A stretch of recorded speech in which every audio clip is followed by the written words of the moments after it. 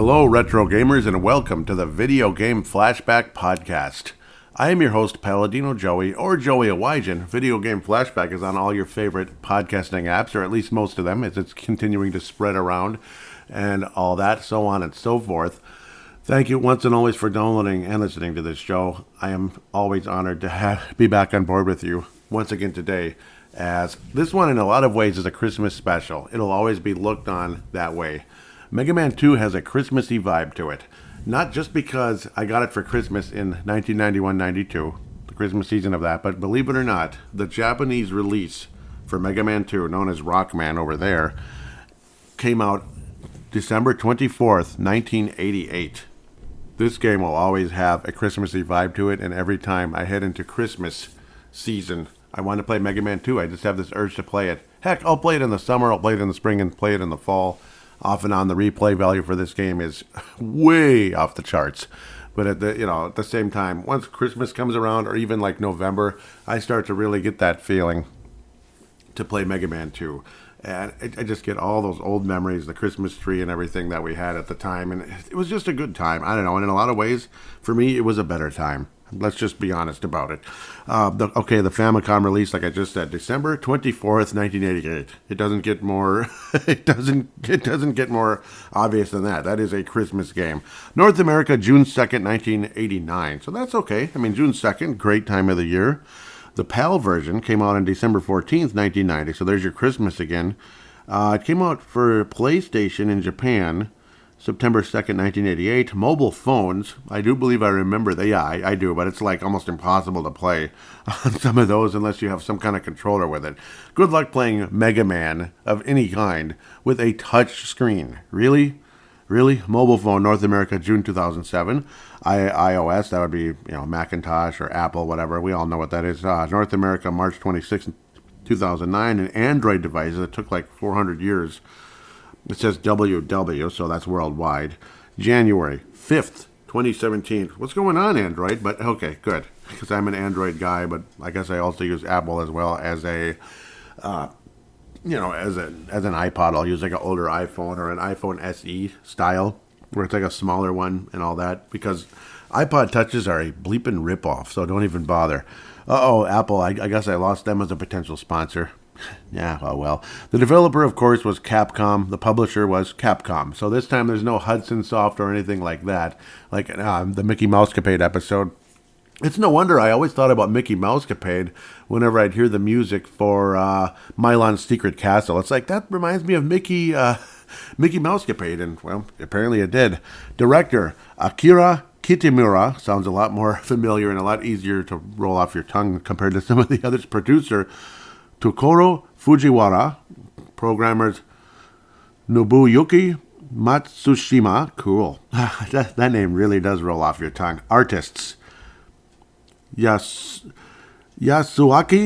Kishimoto, Noaya Tomita, Keiji Inafune, if I'm saying that correctly, Akira Kitamura. Cool. That one really rolls off your tongue. Composer, Takashi Tatsushi.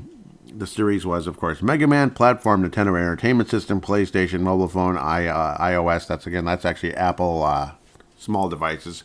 Not that's like obviously an iPhone and Android. So there you go. That's the whole the different versions you can play of Mega Man 2. Not all that Mega Man X stuff. We'll maybe get into that. I don't know. I'm not all that excited to get into that. It's been released all over the place, so pretty cool. And of course, Mega Man Legacy Collection for Windows, PlayStation 4, Xbox One, Nintendo 3DS, Nintendo Switch, and also a part of console emulation services. Appeared on mobile phones. Mega Man 3 was released in 1990, and yes, we will be talking about Mega Man 3 very soon. Very soon. To be quite fair and to be quite honest and upfront with you, Mega Man 3 is actually my all-time favorite of the group, and Mega Man 2 is right there, though. Mega Man 2 is right there. After that, it's, Mega Man 1, and after that, it's a cool series and everything, but 1, 2, and 3, let's just say, hold a special place in my heart and always will. I absolutely love the box art for this game, and I do remember playing this, of course, on the Tiger Electronic version of this game as well. Absolutely love that thing, even though in comparison, there is no real comparison. But at the same time, I mean, it was super fun and super exciting. The Mega Man 3 version of the Tiger Electronic, not as good as the Mega Man 2 version.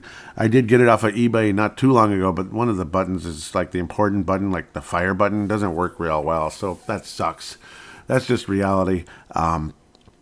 Mega Man 2 was the first one that I'd heard of because I actually borrowed somebody's Tiger Electronic game way back in the day, about circa 89, 90, and then rented Mega Man 3 from Bigelow Video and I just fell in love. Back in the day, people made fun of, Mega Man, it's got the same bad guy every time. It's always Dr. Wily, Dr. Wily, Dr. Wily, Dr. Wily. That's just so stupid. And I'm like, okay, well, let's just give it a chance instead of just throw it away, like, who cares? I start playing it, I'm like, okay, yeah, this is awesome. This isn't good, it's awesome. So, all of you critics, go somewhere. Just go somewhere. That's all you need to do. That's pretty much how things went with that. So once I finally got around to Mega Man 2, I was absolutely in love. The only thing was, interestingly enough, see, I'm going to compare 3 and 2 right now, unfortunately. I'm going to kind of get into that here at the beginning, and then it'll be 100% Mega Man 2.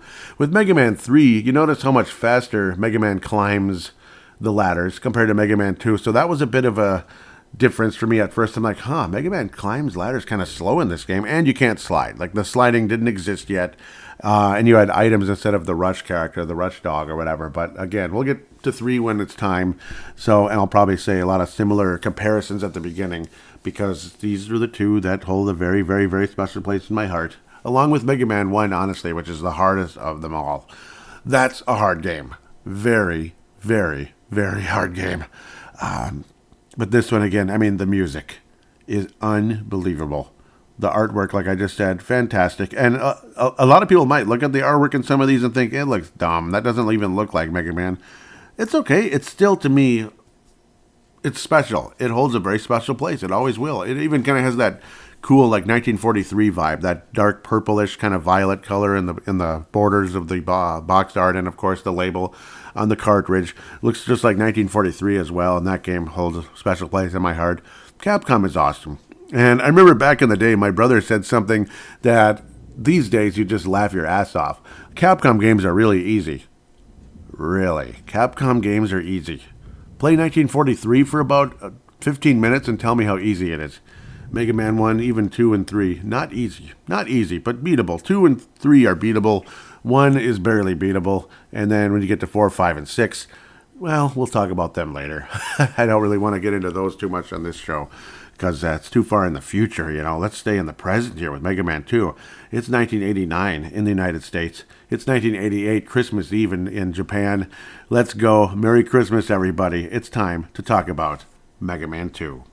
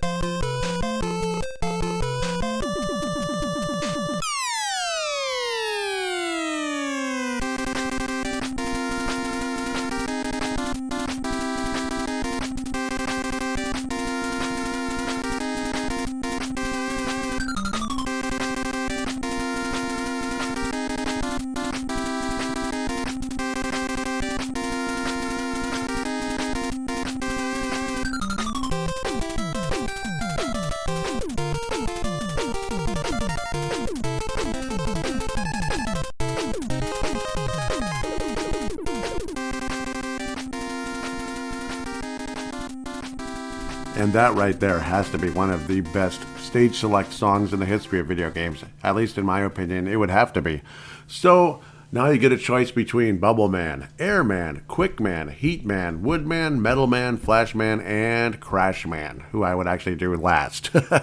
Every single one of these guys has a special weapon that will be given to you after you defeat them. Of course, you start off with your regular Mega Buster or Rocks or whatever you want to call it.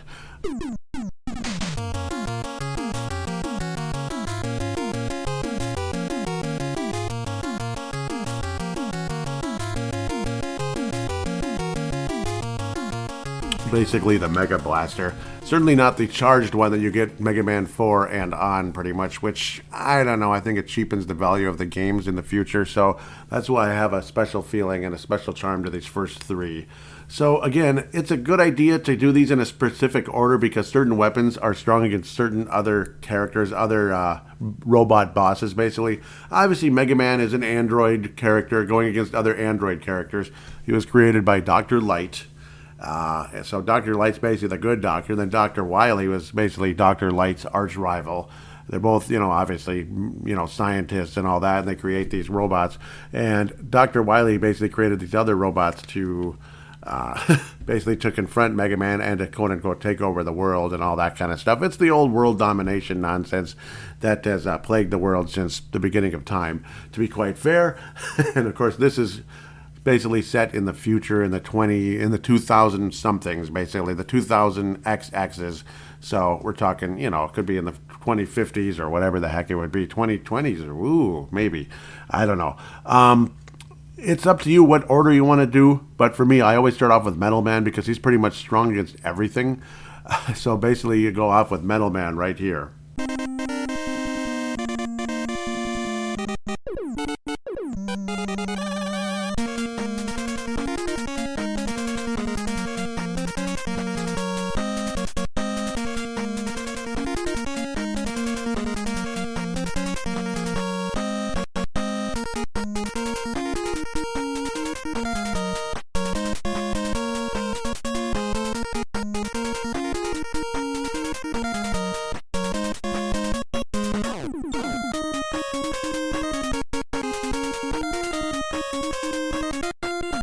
The Metal Man stage is nothing overly crazy, nothing overly difficult, but you do have like moving platforms or conveyor belts. You also get an energy tank really, really early in the level, which is obviously something you want to have.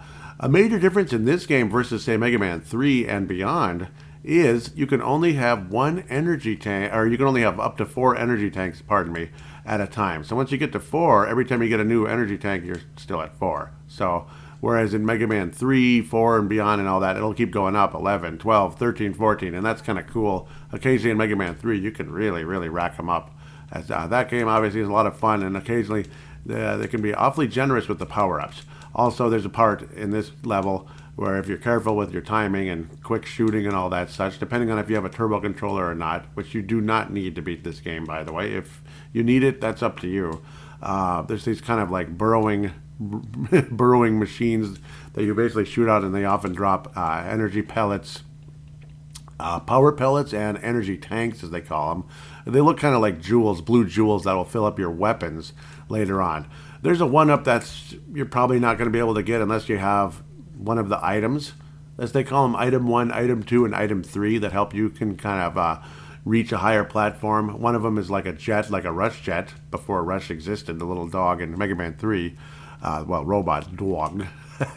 Robot dog in Mega Man 3 is, that's item 2. But Metal Man was interesting much later in the game. This is a spoiler.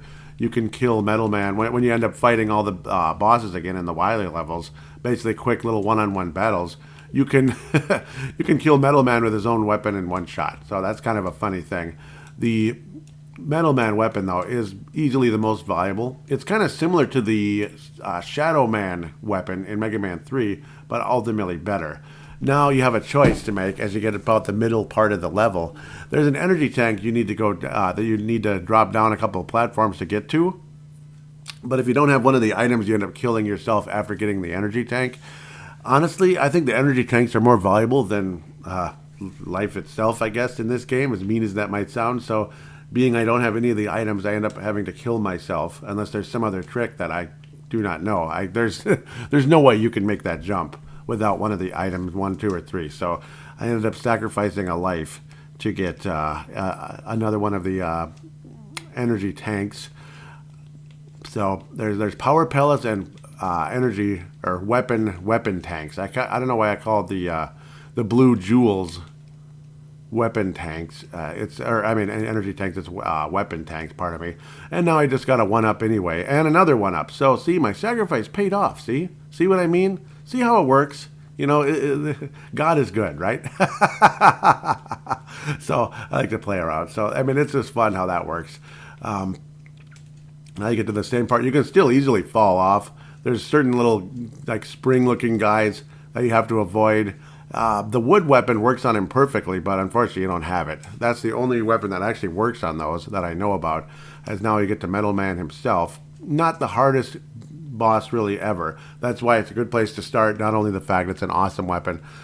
Love his color scheme. Kind of has that Atlanta Hawks look that I really like. You know, because I am a sports fan.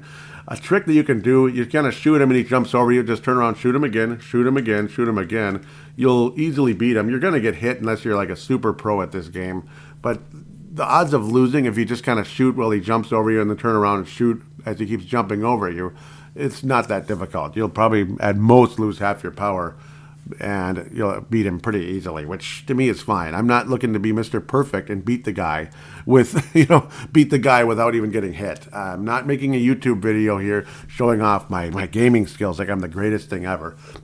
After you beat a robot boss, you get an item. In this case, it's get equipped with Metal Blade. And then you have an option to, well, say like, especially back in the day, choose password, which I'll do right now just for the fun of it.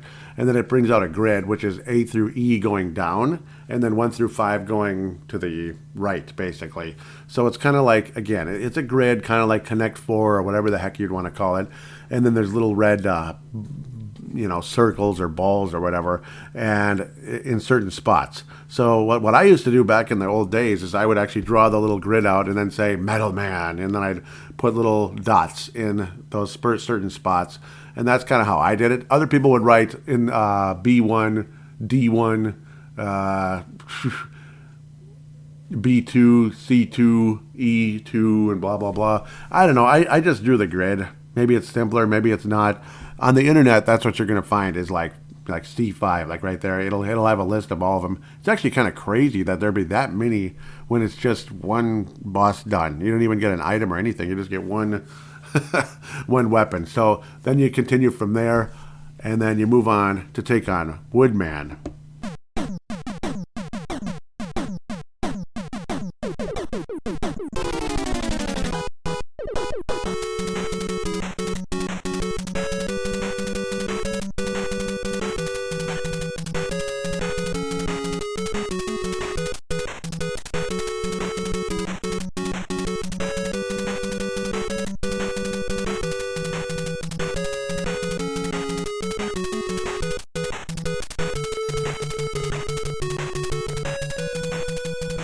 And of course, Woodman is what he is. He's made of wood. It's kind of like a forest. You're in a forest situation with robot characters all over the place, robot bats and such. And of course, what do you think would beat wood? Probably probably a buzzsaw, right? You know, the old buzzsaw sound effect and all that. Well, that's what Metal Man's weapon looks like. You get the robot rabbits jumping around shooting robot carrots. Okay, that's adorable. Of course, those robot bats are slower than heck. The rabbits can move around a little bit. But this actually almost kind of looks like DuckTales a little bit in the African mines. That's another game, of course, we'll be talking about probably not too long from now. The big robot dog is like the first, you could kind of call him like a mini boss.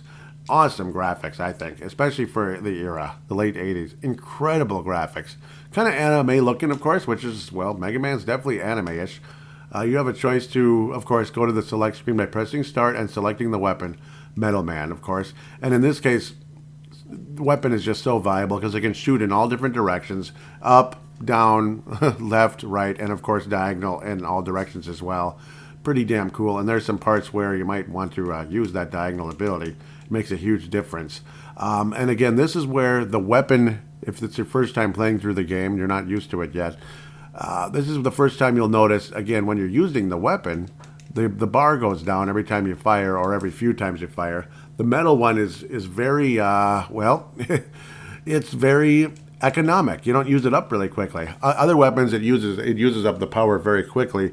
And in any case, to fill that up, you get the That's where those blue jewel-looking weapon capsules come in handy. So that's how you fill that up. And of course, they change colors to each different uniform you're wearing. Well, because every time you change weapons, you're wearing a different color. In Metal Man's case, you're wearing kind of like, I don't know, poopy greenish brown look. I know, sorry, that's disgusting. Here you get your first experience with the little bird dropping eggs, which drops when the egg breaks open, a ton of tiny little birds come out, and that's another opportunity to pick up tons and tons of power-ups and potentially a one-up and such, especially if you don't drop your controller while playing the game, which I did, but that's okay. Good thing I wasn't trying to jump over anything. So the music in this level, pretty good. It's not the hardest level of all time, but it's certainly not the easiest either. There's that little part, again, like where the bird is, that's dropping the eggs down. There's always potential to fall in the pits. But again, this is not Castlevania or anything where you might get pushed backwards. And then you get some weird chicken characters, which are very difficult to kill, and they're charging at you. That's probably the hardest part of the level, like not long before you get to Woodman. The trick is to kind of wait till they jump if you can and get under them as quick as possible. You kind of stop, hesitate, turn around a little bit, and they'll jump over you. So like na-na-na-boo you, na-na-na-boo-boo in that case.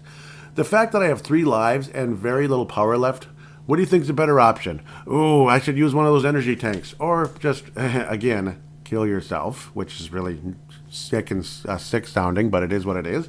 You kill yourself, come back with full power and beat him easily. Or maybe, what the hell, go for it. Go for it. If you think you have the skill and all that to take him out right away, go for it. Maybe I should have, but I had very little power left, so because of those stupid chickens, and I wasn't handling it well at the beginning. But other than that, he has a leaf shield, so when you first start firing at him, if he has the shield moving around, your weapons are going to bounce off. But just a quick little onslaught of metal shots, and he's gone. Well, 2 of them. He's able to bring his shield back once, but 2 little onslaughts of the metal blade, it should beat him. Believe it or not, though, he takes a ton of power away from you every time he hits you, so that's why it wasn't really worth it, in my opinion, to try to take him on. There's always that small chance, but yeah, to try to take him on, him being Woodman, and beat him with just maybe 1/5 of my power remaining, because he took more than half, believe it or not. The leaf shield, when he throws it at you, is very powerful, but that's, again, when you can attack him before he powers up the leaf shield again. So now you have the leaf shield, which is used much later in the game, and it can also protect you from those spring-looking robots that slide around the ground in certain levels that are, they're pretty low to the ground, but they kill them in one hit. Just turn the leaf shield on, and when the leaves hit him, he's done. And you can also throw the leaf shield just like Leaf Man does. So, where do we go from here, boys? Where do we go from here? Flashman is next.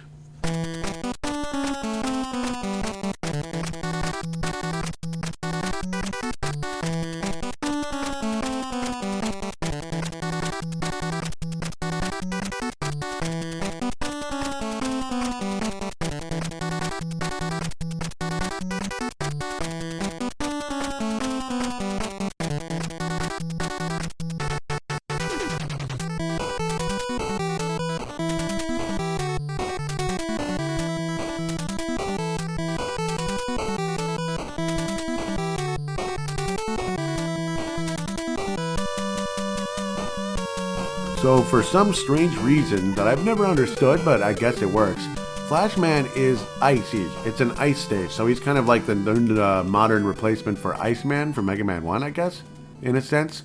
You just kind of slide around, and this is another one of those levels where you'll run into barriers where certain weapons can knock them out and others cannot. In this case, only the crash bomb can blow out this little wall thing that you see. It looks like 8 squares, but basically what you do is you shoot the crash bomb into it. It kind of sits there for a second, and then it blows it up. And unfortunately, the crash bombs get used up very quickly. I don't usually go to Crashman until much, much later in the game.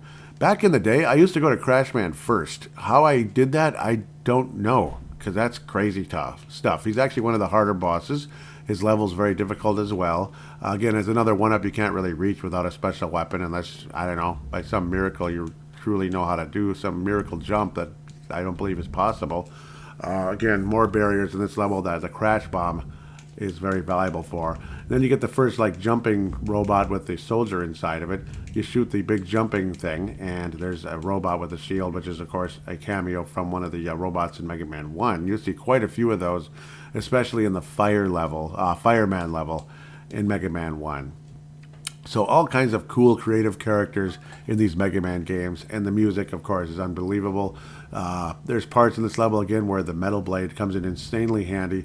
It looks like some it looks to me. I always thought it looks like a toothpaste dispenser, letting out like wormy-looking things. To me, it looks like toothpaste coming out in like little pieces shooting at you. And I've never been a huge fan of the taste of toothpaste or anything like that, so I'd always kind of almost feel like gagging looking at it, like ugh. But yeah, plain and simple, that's the case. This isn't the easiest level ever. In fact, it can be difficult for some, especially if you're a little bit on the newer side at this type of game, like platforming, and obviously Mega Man is never easy. My advice is to get closer and closer to the end. When you're starting up at the top of the screen, because you start up there, try to stay there, because there's an energy tank. So there's a benefit to doing that. Then there's the barrier with the crash wall, which would have let you go right to Crash Man right away. Not Crash Man, but Flash Man right away. So, but unfortunately I don't have it. So, well, I'll take my chance defeating this soldier, another one of the soldiers that's inside that jumping extra piece. Luckily, I was able to kill that without getting any damage, and I killed the soldier with no damage. I impress myself sometimes, believe it or not.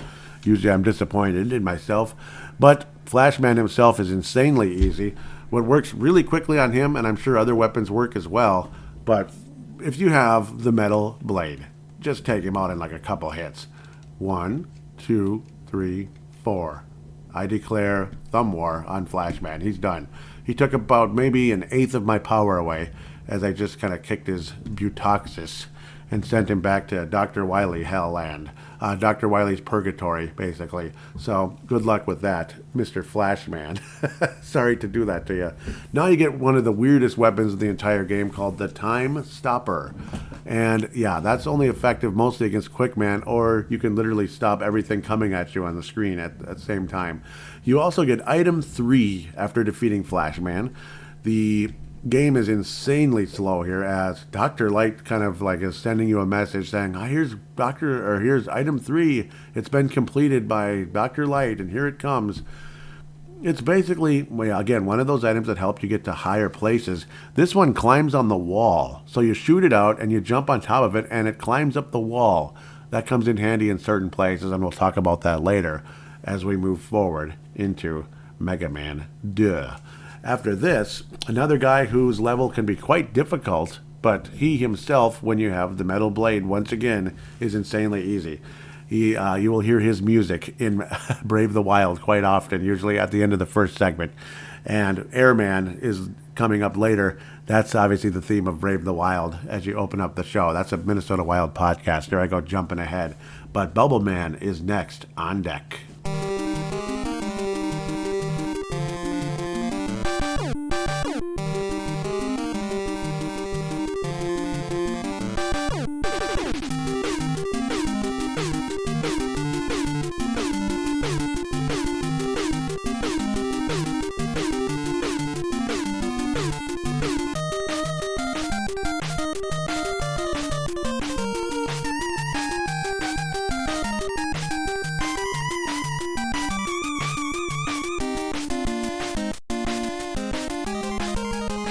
Easily one of the better soundtracks in the game. This is again another one of those levels where it can be quite dangerous. You could fall off the platform really easy. The big frog lets little frogs out of its mouth, so that's kind of cute and everything. And certain types of frogs, I guess, can do that.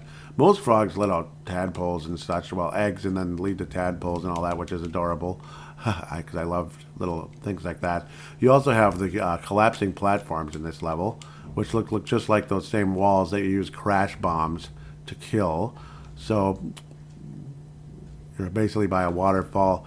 One thing that's insanely annoying, there's these snail-shaped robots, because everything's a robot. This is where the metal blade does not come in handy.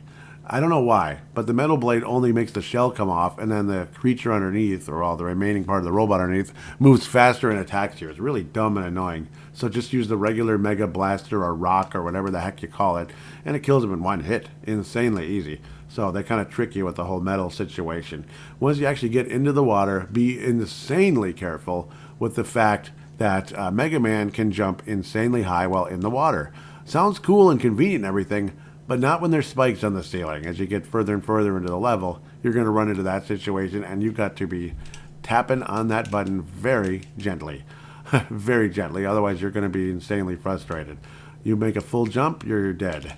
The way to kill this, well, it looks like one of those deep, really deep sea fish.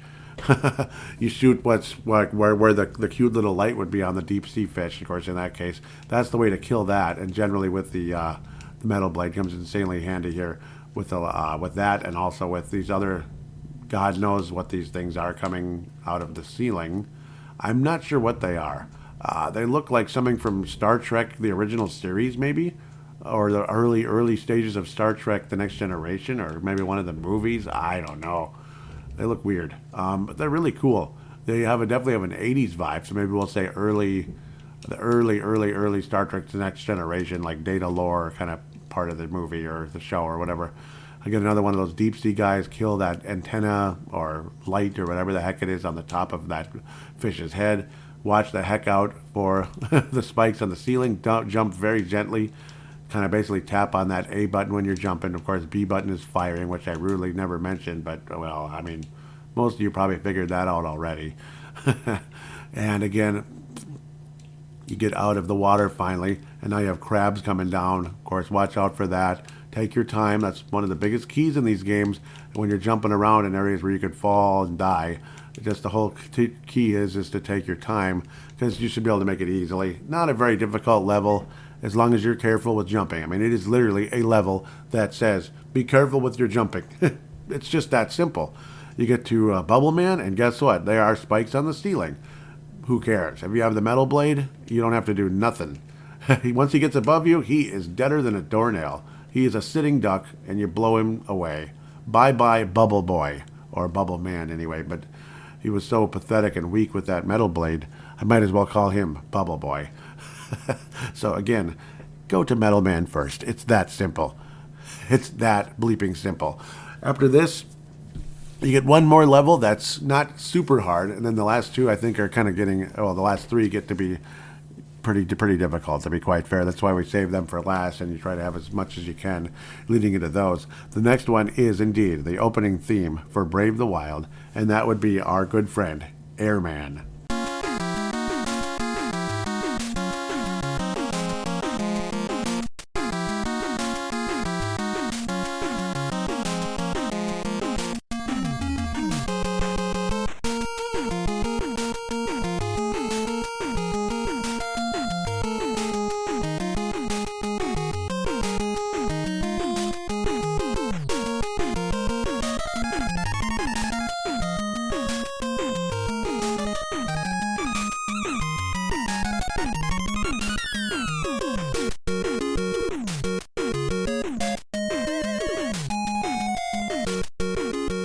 He looks like a big imposing son of a gun, but, well, if you have the right weapon, you should be okay.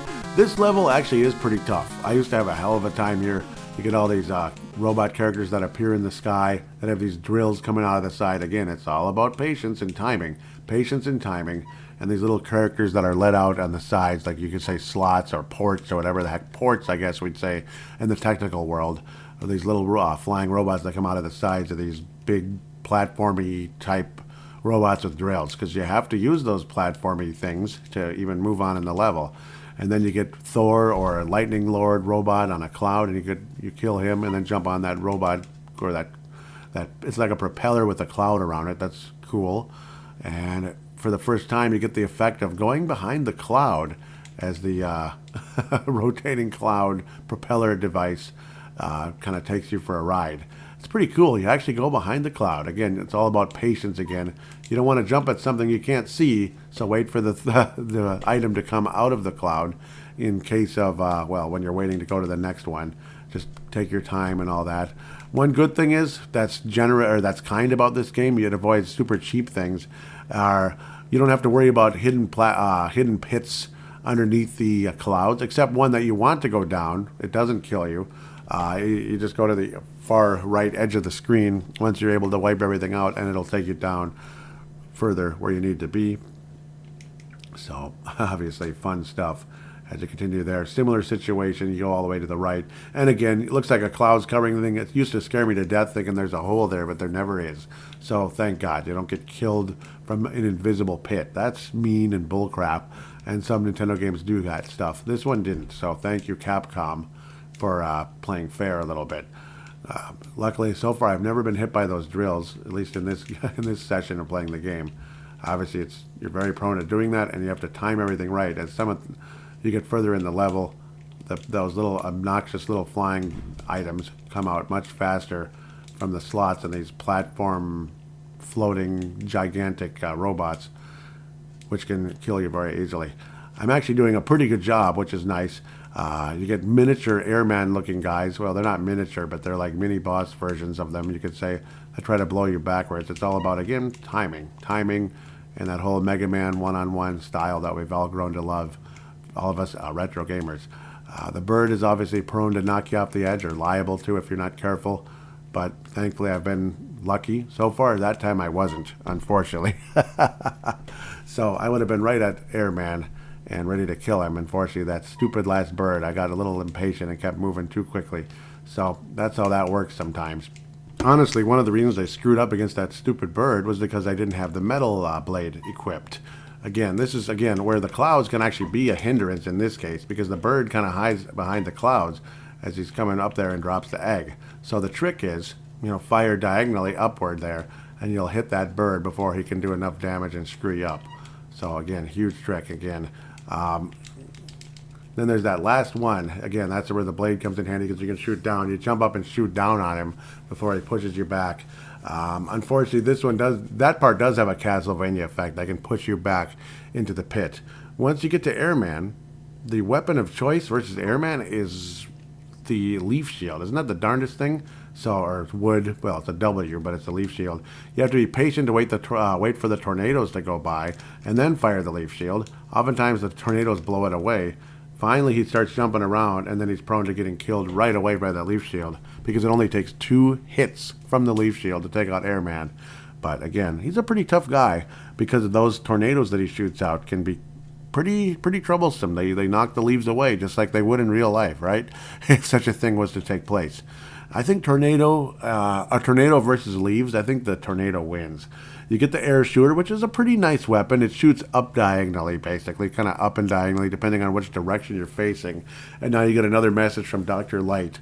The slowest text in the history of the world. Item 2 has been completed. Get your weapons ready. Get your weapons ready. And this is the one that is basically like a jet, like where it kind of takes you forward horizontally. It runs out of power pretty quickly, but there's parts, particularly, I guess, in Heatman level, and as you get further into Dr. Wily and all that, the Dr. Wily stages, Item 2 comes in very handy for that, but you can use it anywhere. At the end of the day, when you feel the need, maybe to be able to get across the platform or whatever it is, a pit is what I'm trying to say, or to kind of cheat your way around a very difficult situation. But again, unfortunately, the energy level for that can run out very quickly. Of course, once you're equipped with it, the way to power it up is the same way you power up the weapons, is with those weapon capsules, the blue jewel-looking items. There's the small ones and the large ones, just like with the power pellets. The small ones only fill up a little bit. The large ones fill up like a good quarter or so of your power. The little ones, it's more like an eighth or so. So they do a little bit, and if there's a lot of them, you can get lucky. But now the game is starting to get pretty difficult, as now we're turning up the tempo, and it's time to take on Quickman. Oh boy, this is when the game starts getting pretty tough. Quickman, Heatman, and Crashman all in sequence. Not that easy, but certainly doable if you're a classic gamer like myself that has been around long enough and played this game enough. But if it's your first time going through, well, good luck. It's doable, but we shall see. Here comes Quickman right here, right now.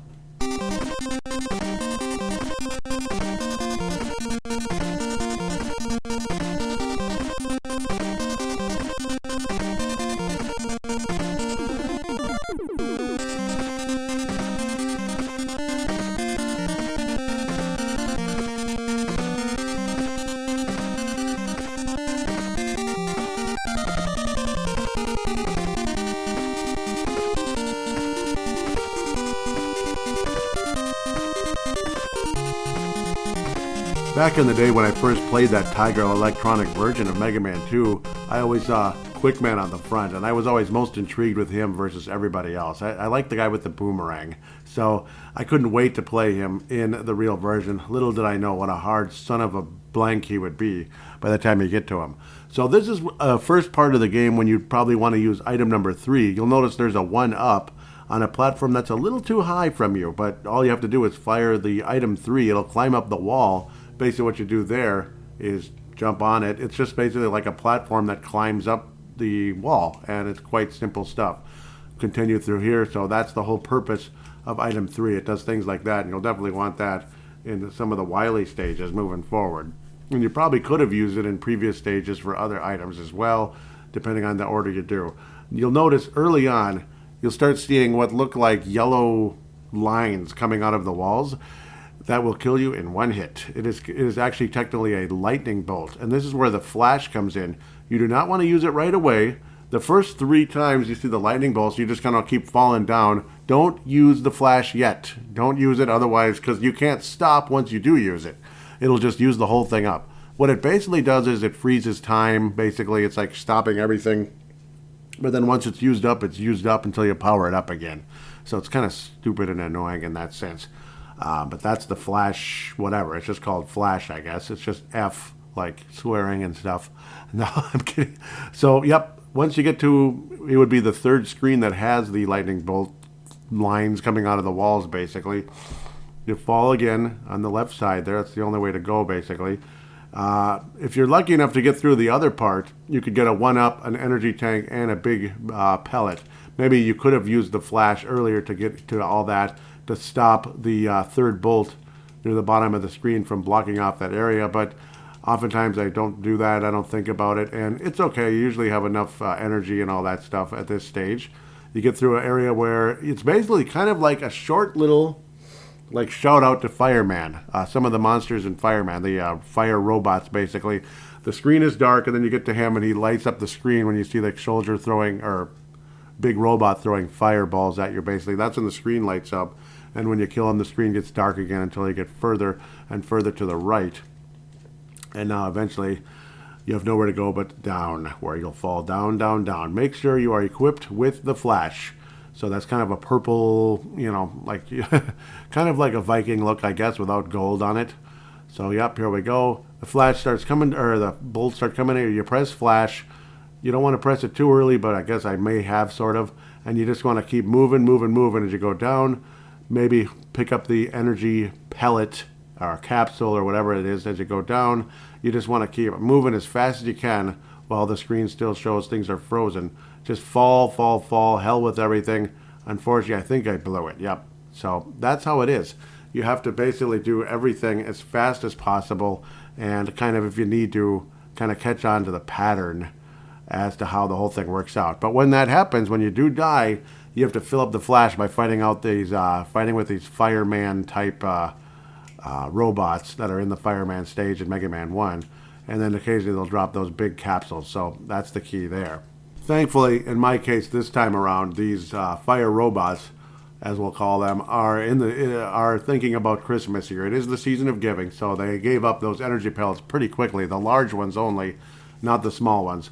Let's re-equip the flash and then try to time things a little better. It's actually good that I made that mistake, because then you can do it. The trick is you actually want to try to get through the first screen if you can completely, but you have to maneuver very quickly to be able to do that without firing the flash, without wasting it, because again, you have limited time. Because once that firebolt hits you, you're done. And that sucks. So again, you want to have at least a little bit of flash by the time you get to the last area with it. Otherwise, again, just move as fast as you can. Get the heck out of there. And I made it, thank you God. That part probably needs a YouTube video to be a little better, but it is what it is. Now you get those soldiers with the jumping things, and I recommend filling up the flash again here if you can, because that will cause, it basically sucks power out of Quickman. You freeze him in the spot just by firing it. Obviously you're not aiming at him or anything, it freezes the whole screen, and then it just kind of sucks power out of him because he can't go quickly. If he's not quick, he's not Quickman, I guess that's how it works. Unfortunately, these stupid things sometimes there's like a glitch where it just respawns religiously if it gets trapped in kind of the middle of the screen or the middle of this next room as it is. And it can create a really stupid situation where you might have like 5 or 6 of those soldiers jumping on you at the same time. And when that happens, you're bleeped. The ultimate trick to really disable that whole glitch is to just keep moving to the right. Just keep moving to the right. Don't play around. Just move to the right. Otherwise, you're going to be trapped there forever. And they will stomp you into the Kingdom Come, basically. And Kingdom Come is not where you want to be when you're trying to play Mega Man 2 and get to Flash Man. So, thankfully, I was able to get out of that mess and not get killed. Because if you get killed, what happens? You get stuck back above where all the lightning stuff is. With the firemen, robots all over again. You got to do it all over again. It's the stupidest thing ever and a huge giant waste of time. So unless you're into cheating a little bit with emulators and save states and all that, you're bleeped and all that. So it's just a huge waste of time. It's like I was basically hinting at earlier. So I'm almost filled up with the Flash thing now, thankfully. Oh my God! See, now I'm getting a glitch again a little bit here. It's getting kind of silly. I'm almost full with the Flash, but I think you pretty much do want it as full as possible if you can. Unfortunately, this glitch is just an absolute rhyme. Rhyme with glitch. What do you get? It's that. Yep, it's an absolute biatch. It really is. You're kind of hoping for the best here, just even survive at this stage. I don't even want to play with it anymore. I think I'm just going to take my chances with 3/4 power with the Flash. It's a little more than 3/4. I have, very little power left. And again, I have 3 energy tanks. Well, if you have energy tanks for Quickman, you should be okay, as long as you have some Flash power. Because he does take damage from your regular bullets after you use up the Flash. In Mega Man 3, he returns as a Doc Robot stage. I'm just thinking about that character right now as a Doc Robot. It's called. We'll talk about that when we actually do that game. But I know you kill him with the Snake Search. It's called Snake Search after you beat Snake Man. But yeah, wrong game. So there's no Snake Search yet. This is about a year in the past here. So you get Quickman frozen in the middle of the air. A good strategy is to kind of walk kind of behind where he is and then just start firing away. And generally speaking, don't panic. He moves really quick, but his defense really isn't that good. So if you can eat up enough of his power with the Flash, you're going to be okay. Don't panic. Just kind of fire away. Be gentle. He'll take damage from the shots, and thankfully Quickman has been stopped in his tracks, with that said. So you get the Quick Boomerang, which is another good weapon like the Metal Blade that doesn't get used up very quickly and is effective against a lot of other monsters or robot masters and such, and a very important boss in the Dr. Wily stage, at least one super important one who's very difficult in particular. So now it's time to turn the heat up. Heat Man is next on the list.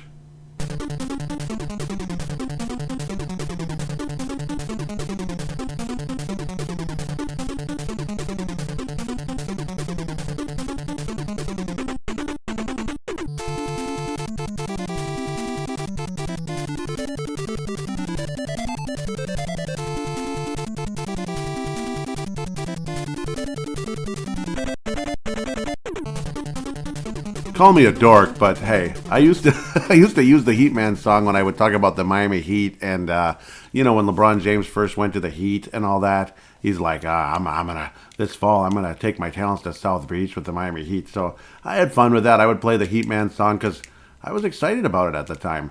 Didn't turn out quite as well as they were hoping, like 5, 6, 7 championships, but well, they got 2 out of 4, so 2 out of 4 ain't bad, I suppose. In this level, you get what they call tellies. At Tellies, and this is of course where the Metal Man buzzsaw, or whatever you want to call it, the Metal Blade, comes in insanely handy. Tellies drop all kinds of goodies, like little power-ups and one-ups and all that stuff, but half the time you're going to miss out on it because it's going to fall into what looks like lava, so good luck with that. It's not worth it. Does the lava kill you in one hit? Yes, it does. That's the other sad truth about that. So as memory served me right, I just wanted to test that out. But yes, lava does kill you in one hit. So that was LeBron James' championship hopes in 2011 and 2014. Though ironically, he did get to the NBA Finals 4 times in a row. So that deserves some credit, some respect, I suppose, despite the fact, the whole 5, 6, 7 thing. I don't think anybody'd want to do that. Sorry, I'm going down memory lane in a different direction here. Back to Heatman where we need to be. And, oh my God, just the graphics, the colors, and everything here. And even just the look of Heatman, it kind of puts you into that late 80s feeling, doesn't it? It just does. You also get these helicopter-looking guys that also appear in the Crashman stage that come down out of the sky, and again, they die in one hit from the Metal Blade, but from the Mega Rockman shot, whatever the heck it is, it's just, it takes a few hits, unfortunately. So, and here the navigation, obviously very important.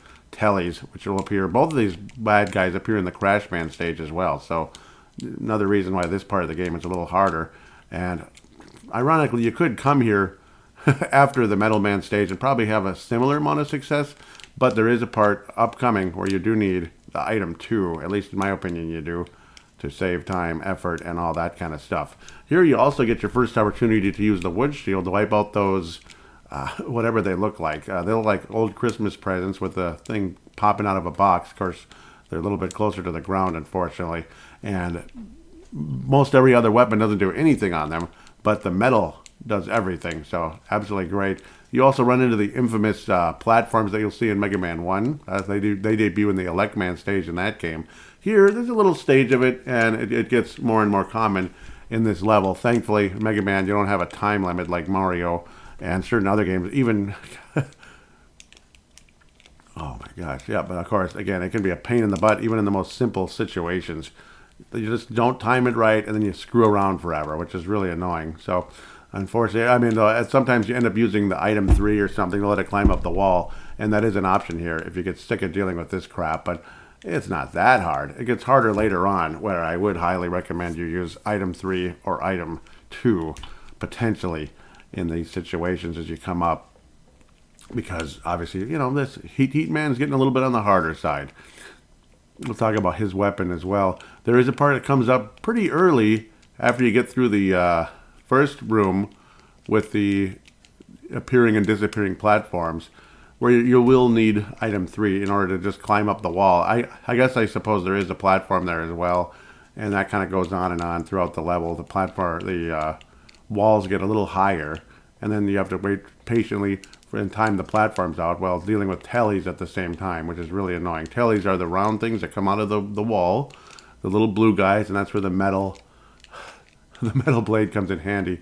Right now I'm struggling to even get up the damn wall, so apologize, pardon my slight French there. That doesn't really change this from being a clean show, I don't think. It's just a minor swear word, And then you get another one of those crash walls, I call them. And then another one where, yeah, you could destroy it with the crash bomb, which I don't have right now. A very risky situation coming up here where there's very little space in between the hole and the platform, the appearing and disappearing platforms, but I executed that pretty well. It's about time I did something right.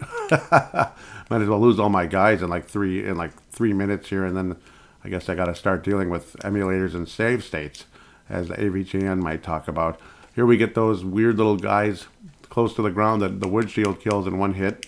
Spring, whatever the heck they are. Spring floor climbers, I guess. It's adorable. Yes, there's a name for them. Once you get to the part where there's lava beneath you and you have to, handle the platforms correctly, I recommend just use item 2. Get the heck out of here. Again, it's like a rush jet that you can't control. You just get on it and go. And then there's the temptation of the 1-up, which I got. So I got it. Luckily, you will have enough power left sometimes if you time things right. Of course, I did not in this case, and ran into the appearing, disappearing platform. So, wonderful job by myself right there. Thankfully, when you do something stupid like that, the tellies drop tons and tons and tons of items, and it literally took 2 tellies. Oh, well, 2 out of 3 ain't bad. Sorry, that for the meatloaf reference there. 2 out of 3 pretty much got the job done here. There, 3 out of 4, even better. You gave me the large weapon capsules, you can call them, and item 2 is now full. So again, you have to switch to the item to fill it up. So big reminder there. Did I change it over? Oh my God, I'm stupid. I apologize. Now I got it. Thank you. These tellies are generous. They are in the season of giving. And same thing in the Again, in the Crashman stage, tellies are very giving. It's just, unfortunately, oftentimes it ends up falling down a pit or something. So, yay, woohoo.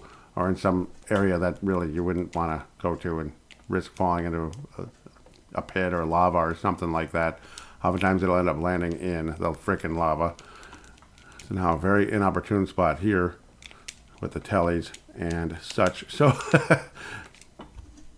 as now mercifully I finally returned to the same spot where I want to use the item 2. You basically stay away from the platforms this way, because if a platform gets in your way, you're dead. It's just going to knock you down. So, terrific. That's why you just want to get on the item 2 as fast as possible and just get the heck out of there. It's not worth it. I don't want to mess with falling in a pit. Even if it looks easy, what the heck? You can get your power restored when the level's over anyway. Dr. Wily stages usually aren't as forgiving, but hopefully there's enough enemies that are generous that it will fill up your energy one way or another with dropping items. I have now arrived at Heatman, a fairly predictable item you'll use on him, bubbles. So it's kind of, I guess, like putting water on a fire. That's cute and creative. Heatman is a very interesting, as I'm finally arriving in his chamber here, interesting looking character. I love the combination of yellowish orange and red. I just think it's awesome, like Calgary Flames and such. Atlanta Hawks. It took 3 hits. One tiny little bar of bubbles to kill him. So again, another situation where if you have the right item, easy as pie. If you don't have the right item, not good. So it just all kind of depends if you have the right item. So to put it in review, basically Metal Man you can beat by himself, and here comes item number 1, which is funny. You're basically going in reverse. Item 1 is it's basically an elevating platform, like a helicopter on it, which can again slowly take you upward or provide just platforms particularly in the Wily stages where there's this area, this big area space from one ladder to another, so it can help you kind of jump over, and we'll talk about that when we get there. Again, now we're equipped with the flame and everything, so really appreciate that. Again, in review, starting off with Metal Man, you just can beat him without that. The metal weapons can kill Woodman, and then the Leaf Shield ultimately can kill Airman, but you don't want to go to him right away. So you go from Woodman to Flashman, who's insanely easy level. You use the metal there also to kill him in just a couple hits.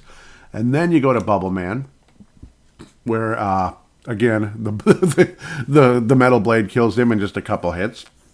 Plus the whole navigation in that stage, in that boss fight, is insanely easy because of that. Then you go to Airman with that leaf shield, after again avoiding the tornadoes and such, because tornadoes are more powerful than leaves most of the time, right? Usually tornadoes beat leaves and trees, right? Pretty easily. And you go from then you go from Airman to Quickman, which again in this case you use that flash item to take care of business there. You use the flash. It's just basically it stops everything, and then it eats up Quickman's power. But at the same time, you use it multiple times along the stage to stop the lightning bolts from killing you. And then you get the Quick Boomerang, which is really nice. Probably the second best weapon in the game. You can't control it fully, but it runs out of power very slowly, and it's very quick. How quaint, right? You go from there to Heatman. Of course, again, you're going to want to use item 2 and possibly 1 along the way to get through the stage.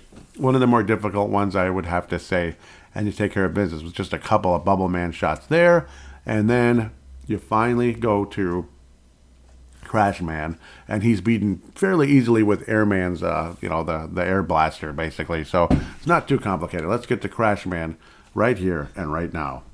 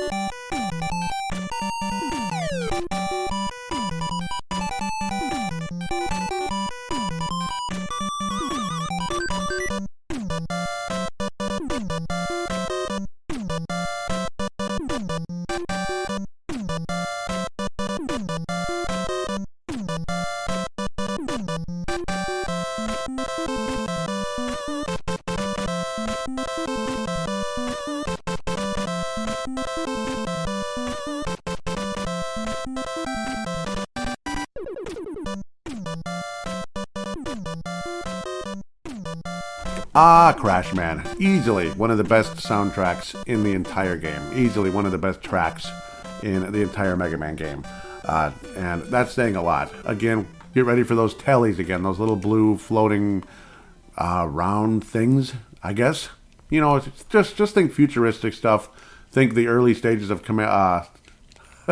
Star Trek The Next Generation. Some of those globes and stuff that float around and try to kill, Data and Riker and Tasha Yar. I believe there's an episode about that fairly early. Obviously, the first episode of it involves Tasha Yar because, other than a couple of cameos along the way, Tasha Yar is, she's not in seasons after that for, dare I say, spoiler alert, she dies at the end of season 1. So, at least late into season 1, she dies. Yeah, so kind of old news, but it is what it is. Circa 1987-88 there. A very cool, again, early Star Trek Next Generation looking level. You get platforms that are kind of rolling around on a track, I guess you can call it. It's like a track in the air, but you'll understand it when you see it, that kind of thing. And the tracks get a little more complicated. It has nothing to do with you having to control it. You just want to time your jumps and be patient, unfortunately, if you miss. Again, the metal blade comes in insanely handy, aiming at those obnoxious little tellies. And this level is another one where you're constantly going up, up, up, up, up, up, up, up, up. This is probably the biggest example of it, and this is when I first really realized Mega Man climbs a lot slower in this game than Mega Man 3, doesn't he? He really does. You can time your jumps, you can jump early in order to get to the ladder. You might even want to use an item, but what's the point of using an item right here, right now? It's not that complicated, it's not that hard. I don't feel in any danger, really, that I'm, oh my god, and there's no time limit. You do keep going up, up, up, and you eventually get into a point where it feels like you're literally going from the troposphere, which is down here in Earth, into outer space practically. The mesosphere and such as the darkness of the sky gets, the sky goes from, it gets darker and darker when you get to a certain point in the stage. We're not quite there yet, but here's an entire screen where you're climbing up a ladder. And again, that's when you notice how slow Mega Man climbs in this game. It's like, I don't know, it's weird. So they improved on that in Mega Man 3. Which is great. The classic hard hat characters, which appear in Mega Man 1, 2, and 3. Classic. And in most of the Mega Man games, honestly, where they hide in their shell kind of like a turtle in Super Mario Brothers, or even the Beatles, possibly. But they look more like the Beatles, but they act more like the Turtles, where it's, the Beatles shells protect them from fire. See, now the sky is getting darker. It's like we went from the troposphere into the stratosphere. Now we're going into the mesosphere or whatever the heck. It gets darker and darker. It's black without stars, so we're like way up in space now, I guess, as we're climbing that high, which would be the scariest thing ever. This would look awfully weird. Can you imagine somebody going that high and now you're starting to see stars? So now you're in like the, whatever sphere it is, the highest one, when you're basically in outer space by then. You'll be still into Earth's gravity, which obviously you are, because you can fall still. So just like the eggs these stupid birds are dropping. So we're back to those birds that drop eggs again. That's quaint and everything. There's the fourth energy tank that you can use later on in the game. You could use an item to go back up, or you can go back around. I say use a freaking item 1 to climb back up, because why torture yourself like that? Again, the benefit of being here earlier in a huge way. You can also actually get a 1-up. So you have an option of a ladder that's there right away, or one that you can use item 1 to get to, because it's a little bit out of your reach without some kind of special item to get an extra guy. And at this point in the game, I need an extra guy. I'm getting low. And what kind of a pro gamer am I? Luckily, these helicopter guys that I talked about in earlier stages are back, and they are pretty generous as well, like the tellies. They dropped another 1-up, so that's good. Now the 1-ups are becoming common again, which I could really use help in. And power-ups, of course, the power pellets. And my energy is now magically full, which I'm rejoicing, because thank you for being in the season of giving, my friends. Really appreciate that. Let's get to Crash Man now. We are at his chamber. You want, again, the Air Blaster, which is probably one of the cooler looking outfits on Mega Man, because it's kind of like a royal blue with white. Looks really cool, actually. Crash Man drops those crash bombs. 1 shot, 2 shots. Yeah, again, if you have the right item, he's not too hard, just like some of the other guys in this game. If you don't, it could be challenging. I'm sure he's beatable one-on-one with the regular weapon, but you got to time everything right. You might even need an energy tank. But why would you need an energy tank when you have all these bad guys that are very generous? So that's the cool part. You get the crash bomber, which can really help getting through walls and such. And of course, it's essential for one of the more obnoxious and strategic, strategic type of bosses later in the game here in the Dr. Wily stages. As believe it or not, we're already heading in that direction.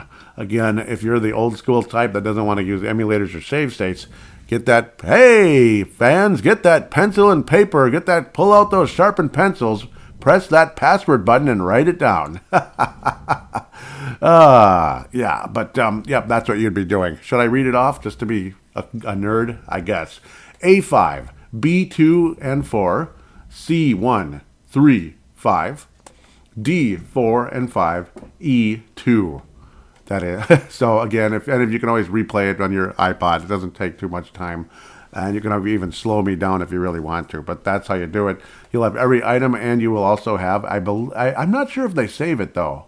So that's where the save state comes in handy, or just playing it straight, which I've been doing most of the way here.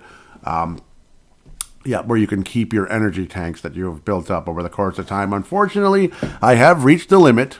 4 energy tanks now. So any energy tank I get that I don't use is just like imagine you have 2 weeks of 2 weeks of vacation, and then let's say you have 4 weeks of vacation, and your job only lets you roll over 2 weeks, and you don't have the ability to run out of the year runs out of time before you can use up those extra 2 weeks of vacation. They dissolve and go away.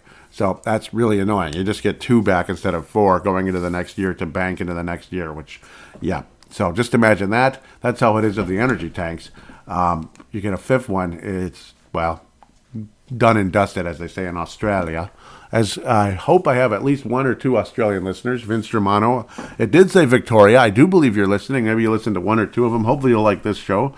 The Christmas special Mega Man 2 episode, which goes with the snow coming down off and on during the course of this show. It's beautiful in the Christmas tree in front of me. It doesn't get better. Mega Man 2, Christmas, and winter, and all that cute stuff. So 1 hour into the episode or so, we are now ready to take on the DR. No, we are now ready to take on the Dr. Wily stages.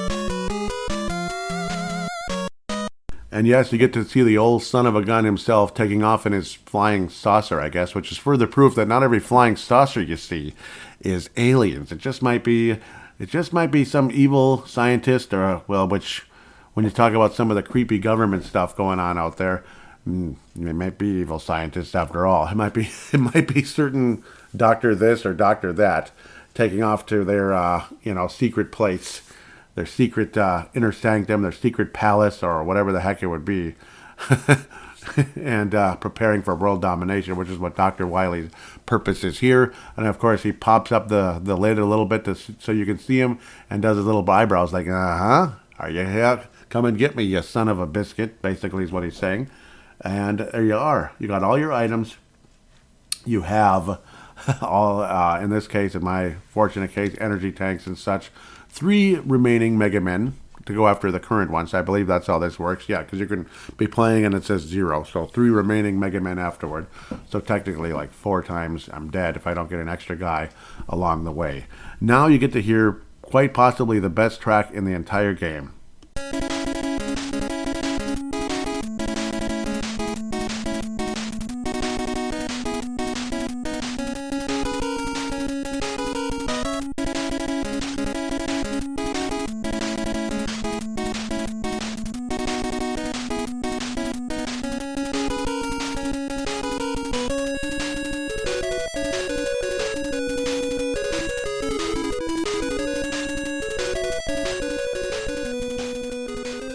Great minds think alike, because the angry video game nerd, I do believe, agrees with me about this song being so epic and so cool, and it does kind of look like Mega Man sprinting when he's walking, even though I don't think he's moving that fast.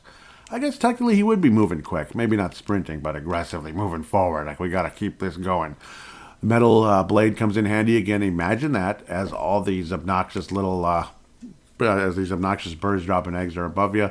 Item 3, well, it's necessary at this point to just kind of climb up the little wall where you get to see the Dr. Wily symbol in a level now for the first time. And you get more generous bad guys coming up ahead. The toothpaste dispensing looking guys on the ground where the metal blade comes in handy again. Imagine that. Item 3 comes in handy on another wall. Just go up it and off we move again. You can see an extra guy up in the upper chamber here. Item 3 again. Oh, you could use anything, but item 3 is the best for these walls, especially the small ones. Interesting how in some versions of this game, the items are in reverse, like looking in a mirror, like say how it shows the number on it. When I played it on the NES cartridge, it was like in reverse, but now maybe they've improved on it, fixed something while playing it on the NES Mini. I do own the NES Mini, and it did come with the game, so I'm not cheating at all in this case. And I guess maybe they improved on that reverse number situation, which is kind of funny. So, well, you can it actually looks like number 2 correctly, number 3, number whatever. There's your 1-up. Go get it. And you should be able to jump up to the ladder, even though it's at a weird angle. And if you fail, well, that sucks. Then you got to use the item 3. Thankfully, I did not. Fun stage and awesome music as you keep moving up the ladders. And you get those Mega Man, cameo Mega Man looking soldiers with their guns, whatever, shooting at you. Get a couple of those, again, and their shields, of course. They are definitely Mega Man 1 characters, bad guys, whatever, that unfortunately disappear after this game. And they do make cameo returns. Well, not cameo. They make their return in the Game Boy versions of Mega Man 1 and 2 on the Game Boy. Mega Man 1, Dr. Wily's Revenge. We'll talk about that someday. Of course, we're going to have one about that. You get 4 of the Mega Man 1 characters.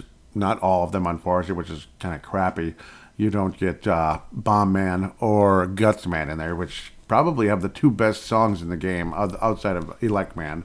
So that's a bummer. Here's where the items are absolutely necessary.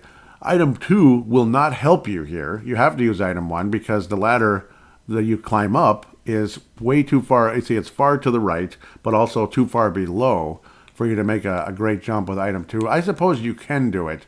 I might give it a try here just for fun. Yeah, if you jump up and fire it, but then I didn't reach, so it's not worth it. Yep, it's too far away. I just wanted to try an experiment for the hell of it to see if it would work. Otherwise, again, my recommendation stands.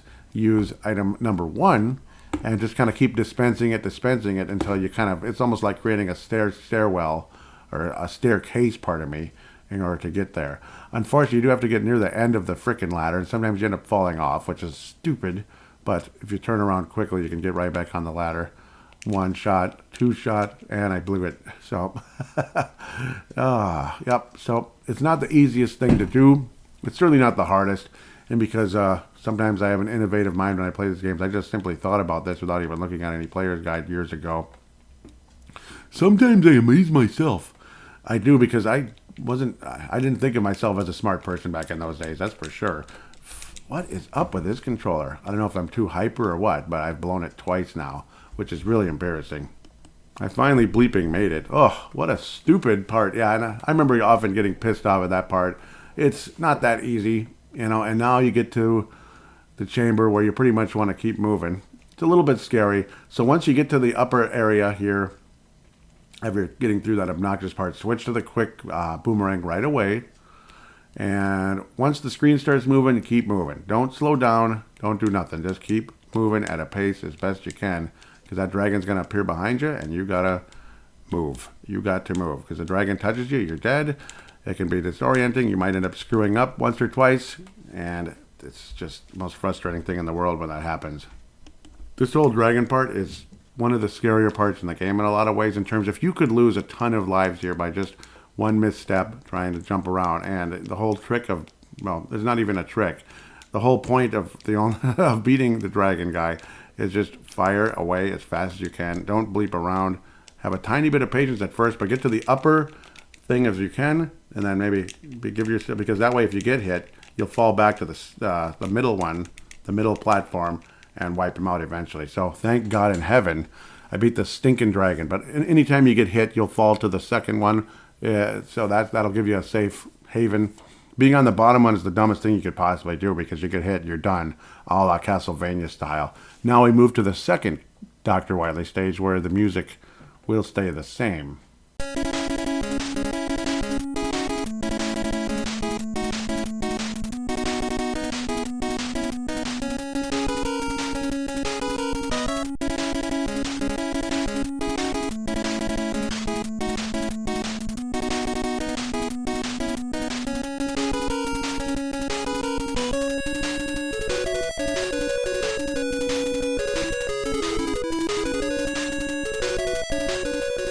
Here we are, level 2 of the Dr. Wily stage. You'll see a capsule right next to you. Because remember, in the Dr. Wily stages, you're going to be, the weapons will not refill after you defeat the boss and move to the next stage. So that is something super important. So pick up the capsule, change over to whatever weapon you probably need the most. The good news, though, is again, you get these generous helicopter-looking guys that unfortunately do land right in the same spot over and over again. So that can be a pain in the butt. So if there's a weapon, capsule, or power pellet or something, or extra guy, pick it up ASAP in order to avoid getting killed or damaged. Another capsule sitting around, but I don't know. It's like, do you need it right now? Do you not? But here's where item 2 comes in insanely handy because there's spikes. So you got to try to get that thing set up, item 2, to fly you like a jet over the spikes. And the trick here when you're riding item 2 is to resist the temptation to jump at the first ladder. Wait, and jump at the next ladder. Hopefully your item 2 is high enough. It should be. Jump with all your might to get to that second ladder that's a little bit shorter, harder to reach, because it's a little bit better deal here. Let me see. Let's analyze the deal here. You go to the first ladder, you end up having to use 3 crash bombs just to get through, and you get nothing. No bonus items of any kind. Otherwise, you get to the second one with the shorter ladder. There's an extra guy waiting for you, a Mega Man head, whatever, and then a bunch of the cute little capsules to fill up other little weapons, little amounts that you might need. So really cool. Could be the Quick Man, could be one of the item 1, 2, or 3, could be any of that. Item 2 actually is the one that you used up the most just now, so probably use a bunch of those little guys in there. I got it half full basically now, so that helps to a point. You're kind of climbing downward. Similar situations coming up here where you make decisions and such, but I don't know. Obviously, the other one, you still get nothing whatsoever if you keep going down. Now you get options to shoot through the crash blades here. Use the crash bomb to get an extra guy and an energy tank. Well, I can't get any more energy tanks, and extra guys are, they're valuable, but are they valuable enough? I don't know, maybe. I already have 4 extra Mega Men, so, I'm going to probably pass on it for now. Even though maybe that might sound silly, but that crash bomb becomes pretty valuable later on. I know you could probably fill it up, but it is what it is. The energy tank obviously is enough. So it's up to you, your situation when you get there. You kind of go down. Now you get more of those worm-looking, things that are much earlier in the Metal Man stage. What weapon do you think you want to use? Let's give it a shot at the metal weapon. And that pretty much does the same amount of thing. And you can pick up a billion power items here, maybe even extra guys and such. Power items in terms of like energy pellets, weapon capsules, whatever the heck it is. The value is off the charts, at least sometimes. Of course, everything gets in your way too, so some value can diminish very quickly at times as well, because those drill-shaped worm thing, whatever the heck they are, there's a lot of them and they're in the way all the time. So, and you end up using up so much metal blade, you might end up needing to replenish that along the way as well, while you're replenishing other items. Well, item 2 is all filled up in my case. Your case might be quite different as you're playing the game, and it's all up to you what you want to do here, how much time you want to spend. But sometimes you might get lucky with a bunch of 1-ups. Odds are you probably won't. But now, somehow, some way, I did wind up filling up every weapon and item, which is wonderful. So, because item 3, you're going to need it right away coming up here. And it's the only item you can use, because it's a very small opening against a wall, so you're going to need to have that little item climb up the wall for you, take you up, and of course avoid the Castlevania-like spikes that come smashing down, just like Castlevania, but this is Mega Man and it's Capcom, so the other great company that's not Nintendo around that time. And you have to kind of take a leap of faith as you jump down the ladder. Luckily, there's a platform right below you. Another leap of faith. Just pay attention to where you're landing. Of course, avoid the spikes. Maybe you need the power pellet, maybe not. Now you're at the boss, which is this, basically it's a big round kind of, well, not round, box-shaped wall. You're in like a box kind of, and the walls kind of come out, and they form together into like some kind of a robot that comes to hit you, flying robot. All you do is just kind of, again, what weapon do you think? The metal blade. Come out, use that. It kills him very quickly, kills the different parts very quickly. Avoid the squares as they come out and, combine and come to attack you. Just kind of avoid, fire away, avoid, fire away. And you can only damage them once they're formed together. Before that, you're just, wasting weapons and such. But now that boss is dead, and now we're off to level 3, and a change in music. Uh-oh.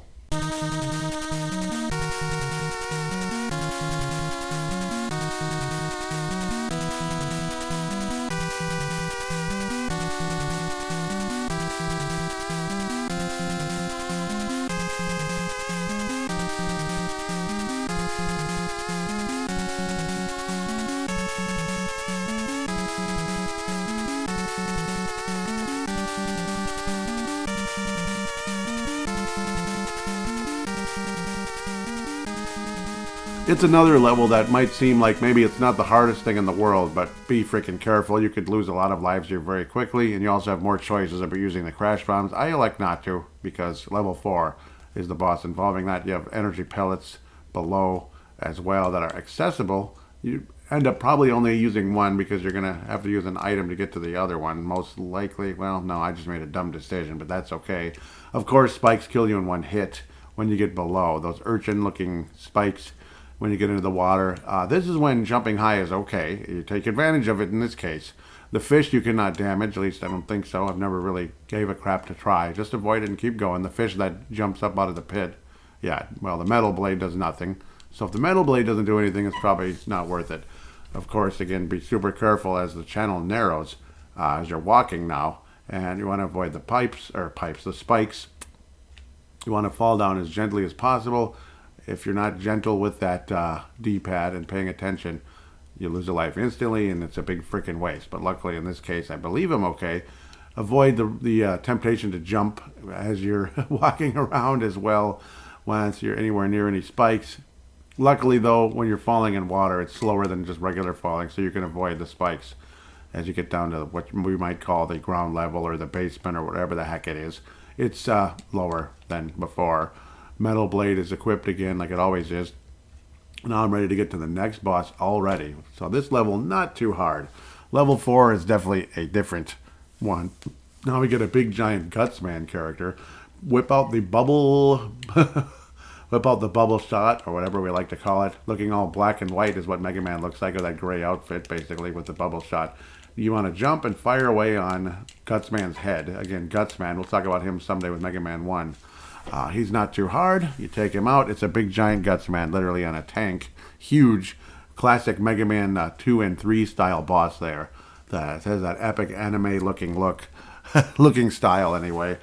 You defeat him, and then the game starts to get significantly harder as we head to the infamous, nasty level 4.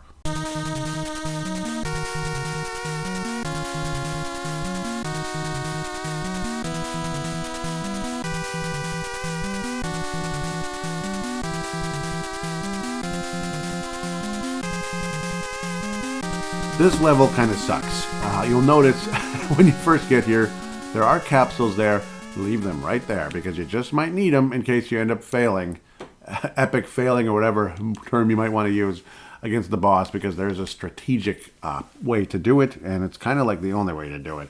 So you might need those to refill the crash bomb. Make note of that.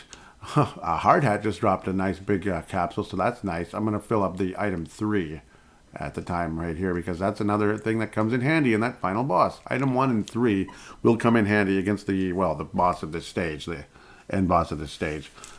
So again, also there's a couple areas where there will be a false platform.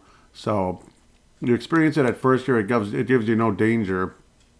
Once you defeat the little Hard Hat, you go up to the little platform above him. there's an invisible area that's it's an invisible pit. It looks like you're walking right through yeah, so you could fall down to the lower level. It doesn't hurt you at all. It's just irritating. That's when if you're trying to go after that extra guy way off in the right area, you climb down the ladder. I'm going to elect to go up right away in the center ladder rather than the far one. It's not really worth it. And then you get another invisible platform potentially, but if you can figure out where the things are, just jump over it rather than using an item. So it's not too complicated. Much more dangerous situation coming up above, where there's an invisible platform somewhere with the spikes. I don't care where it is. Use item 2, get on that thing, and just ride across it and get up the ladder. It's not even worth it. Don't even waste your time, because if you make one false move, you're dead instantly. So who wants to waste our time with that? There's more invisible platforms in this next screen, where there's 3 platforms basically. You're in no real danger here, so don't worry about it. Do I want to fill up the metal or the bubble? Let's go with the bubble, because I won't think about it much. You will use that against the very, very, very final boss of the game later, so it'll be nice to have that full and be reassured about that, even though bubbles don't really get used up all that quickly in this game. Once you're through that part, the game gets really interesting. If you're playing an emulator and you're not comfortable, save state. So go ahead and use the save state. But if you want to continue the hardcore classic way, or using a cartridge, whatever, well, persevere, brother. This is when the game gets a little bit harder. You get tellies. You get the spikes below you. Of course, when you change weapons, push up if you're on a ladder, because you just might fall. So push up just to make absolute sure when you're changing over to the metal blade, which I did. And then I could have risked falling as you're changing over into weapons. So now you're dealing with that rolling platform. It's basically rolling on do I want to call it a grid, a path, whatever the heck it is. Once you get close enough to the ladder, you can just jump off and move on. Hell with it. Like, why spend a ton of time here goofing around? Unless you want to screw around with the tellies and get some healing items and such, weapon capsules and all that. I mean, why the heck not? They're pretty generous. But, I don't know, not always. Not always generous enough. Well, that one just gave me a 1-up, so I'm very grateful for that at the end of the day. Now you get to the next screen, you have to wait for the platform to come below you, you fall down. Then the key here is jump up right away when you get to the next area. Well, let's just say you're on the track, you jump on the platform that's kind of hanging next to you there. You jump up there because, as you can see, there's no space for you. So you jump up again after the thing comes through that little spot that you wouldn't fit in. And you simply jump above. Most of you watching, or most of you playing this, will figure this out on your own. You're all smart people. So just in case, though, to avoid any type of like sudden little brain fart where you're like, oh crap, I didn't notice that. So maybe you'll notice it as you're playing. So here's again another one with more tellies and spikes everywhere, and you got to be patient waiting for the stupid thing to come. I don't know if it's like a skateboard or whatever it is. I don't know. It's not, but I just want to use that for a little joke here. So I actually could have I could have let it go. Hell with it. Yeah, that was dumb. Oh well, just waste of time, not killing myself, thankfully. So there's more parts where, again, you have to jump on the actual like purple platform off of the moving platform in order to, not be knocked off and killed. Of course, the stupid tellies are always going to be coming at you no matter what the situation is. Holy Toledo. I almost did something really stupid. So this part's super obvious. Just jump on the purple, jump back on the platform, and then just be patient as the stupid thing goes. Don't try to jump ahead. There's not much space, so you could easily make a mistake, and you'll be totally fine. So no reason to rush and be nervous. Another situation here where you're going to wait for the platform to come so you can fall onto it on the next screen. What I often do here, and you have to do this anyway, pretty much, get on the purple platform that's just kind of sitting there, the little square, and instead of waiting and hoping to God that you can time it right with that moving platform to get over there, I'm sure plenty of you are skilled enough to do it. You know what? Bleep it. Pull out item 2, jump on that, and go to the ladder. Of course, you're going to the left. Simple stuff. Easy. Like, why even waste your time? Now you're down below in another completely different area. Maybe some of you that are emulator people, go ahead and save state here if you want to. Otherwise, persevere if you're not into save stating or you're playing on a cartridge one way or another. Same old stupid soldier crap again that all of us can't stand, but that's how it works. Welcome to Mega Man, right? There's a fun part and a crappy part of the game. Some of this gets tedious and difficult, but that's how it goes, right? It's part of the love of the game. Almost had a weapon capsule, but unfortunately was unable to get it. Unsuccessful, so that kind of stinks. We're almost to the most obnoxious boss in the game. Second most obnoxious, whatever it is. And I'm about to die pretty much here, which is really annoying. Probably not even worth... Okay, I got a weapon capsule. That's helpful. I'm tempted to use the energy tank because sometimes I don't remember. And, of course, these sons of bitches respawn every single time. I'm going to risk dying. Yep. So you end up going... Yeah, you'd have to do all the platforms again. So if you end up dying. So that's the whole reason for save stating if you're into that. So we'll just kind of continue from where we were for the sake of time. Rather than backtracking and doing it all over again. We're going to continue back where we were with all the soldiers and such. And thankfully this time they're a little more generous with the energy pellets. Thank God.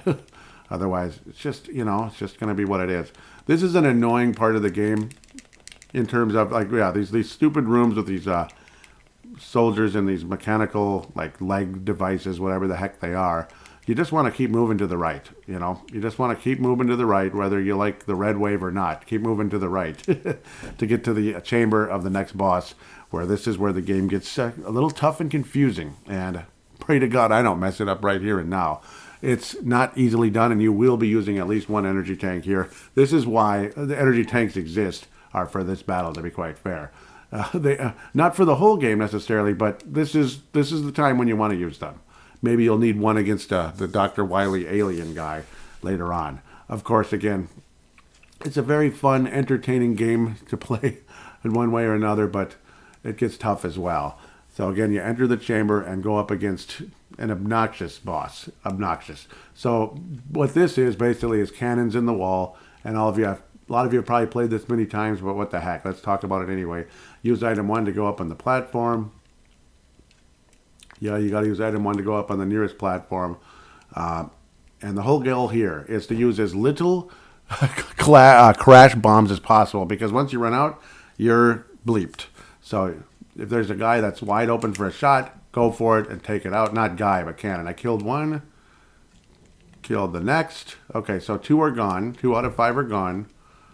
Again, you're going to get hit every frickin' time they fire. So instead of using the crash bomb to blow up the wall, just use item 3 to climb back up. And that's voila. Very simple logic there as far as I'm concerned.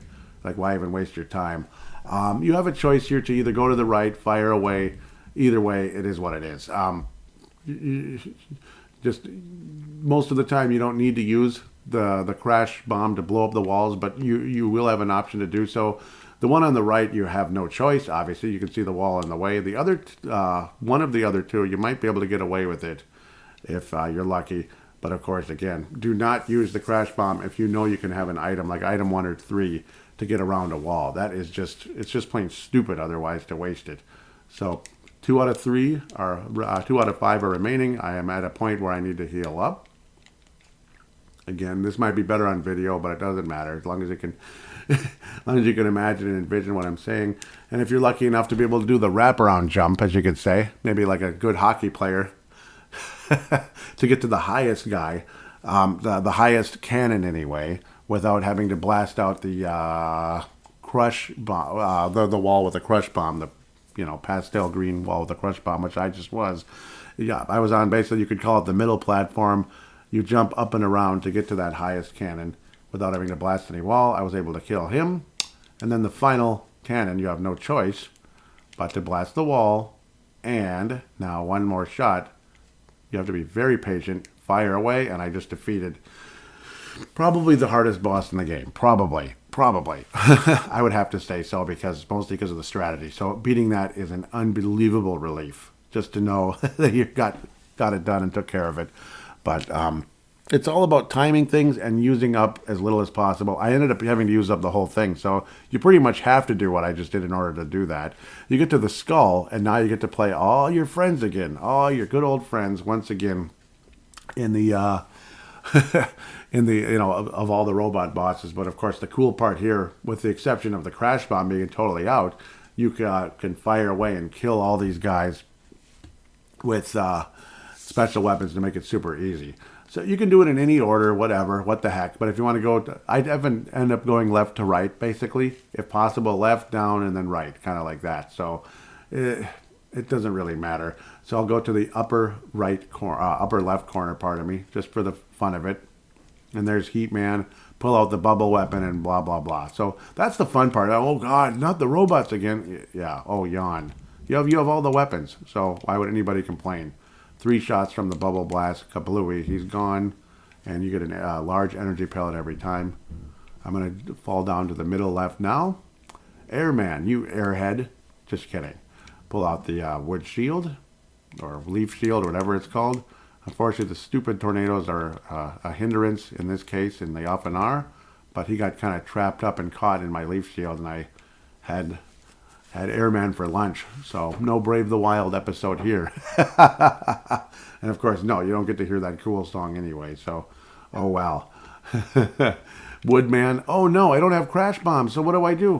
Metal shield, or metal shot, but again, of course, you already knew that, because why waste your time with that stupid crash bomb when you can fire away with the metal? I used to think you kill the crash and then go to wood and then do the sequence like I did before. I don't even remember what I did Metal Man, maybe sometime in the middle. So now I'm actually on the bottom area, going to the second one from the left. Bubble Man, yawn, and there's not even a spike on the ceiling, so he's even easier than ever. Yawn fest, that was super easy. Now the middle right. Uh-oh, Quick Man. Ooh, that's one of the tougher ones. Flash. Oh, did I do that? But I actually did it too early. A better strategy would be do it when he's in the air and you go behind him. But oh well, he jumps so dang high, who cares anyway? Pull out the regular shot, fire away. He's actually very weak defensively, kind of like the Minnesota Timberwolves right now, and maybe the Donna Shell defense. But well, the Vikings made the greatest comeback in the history of the NFL. So in case you're listening to this 5 years from now, 10 years from now, this is 2 days after the greatest comeback in NFL history at the time, depending on what happens, in the next couple of days, couple of years, couple of decades. The Vikings came back from 33 points down, basically. So at the time I'm recording this particular section of the show anyway, because this show is being pieced together the old-fashioned way with a podcasting style. Upper right corner, let's fire away. Why the hell not? Flashman, another yawn fest. But it's enjoyable. I love when Mega Man does this, because then you can just say, you guys bullied me and beat the crap out of me and the game was tough. Yeah, but you get to, because there's a couple of guys, maybe you didn't have the special weapon or as special a weapon from before. So now the middle far left, or right, pardon me, far right. And now you get Metal Man. One metal shot, battle's over. Kaboom! That was fun. Best weapon in the game going against the guy that provides it to you, and it kills him in one hit. So who's left? I always kind of forget, but yeah, it's stinking Crash Man, of course.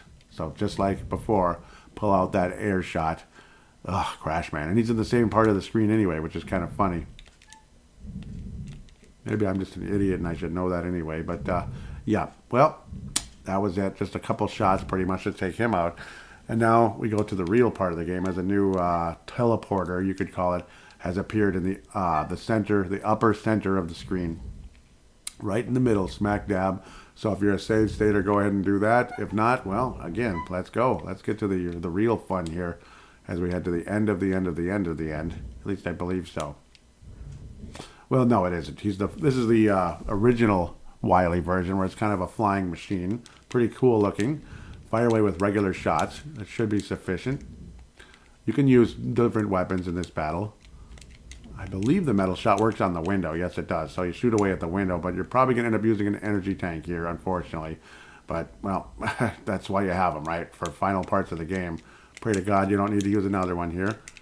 Yep, the metal shot does take more away, but now you get another chance. Now Wily actually comes out. Again, you're shooting at the window is where the real damage comes in. Unfortunately, I'm going to end up having to use another shot, or whatever it is, end up dying and wasting more time, unfortunately, one way or the other. See, in my case, I ran out of the metal blade, which is insanely helpful. Use as much of it as you can, like to fire diagonally up at Wily in this window, whatever, of the machine. But when you run out, if you run out, you can use the regular shot and just jump and fire, jump and fire, jump and fire. Now we go to the finale, the final stage of the game. It's kind of like Castlevania 2 in a lot of ways.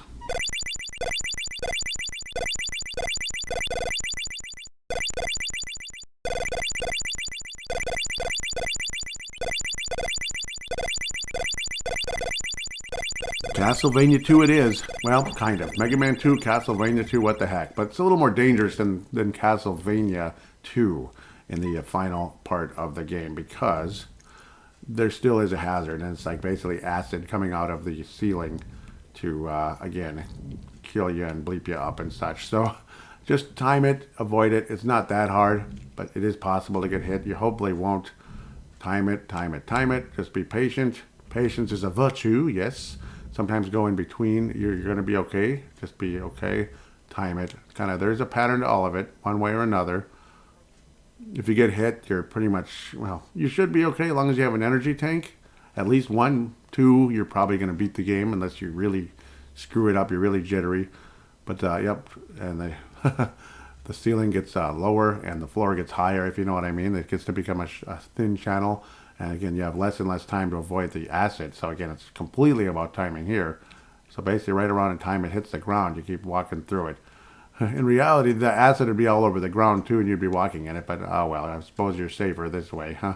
Versus hitting your head. Again, you wait for the acid to come down. Kind of a pattern. Sometimes the pattern's different than others. It goes like 1, 2, 3, 1, 2, 3. Other times it's God knows what. But, yep, again, more patience, falling down. The very final one, you have to pretty much, yep, you just kind of wait for it to go down. You go underneath it. Oh, well, it wasn't that hard. Now you get to see Dr. Wily come out of his flying saucer, floating in the air by himself, turning into an alien.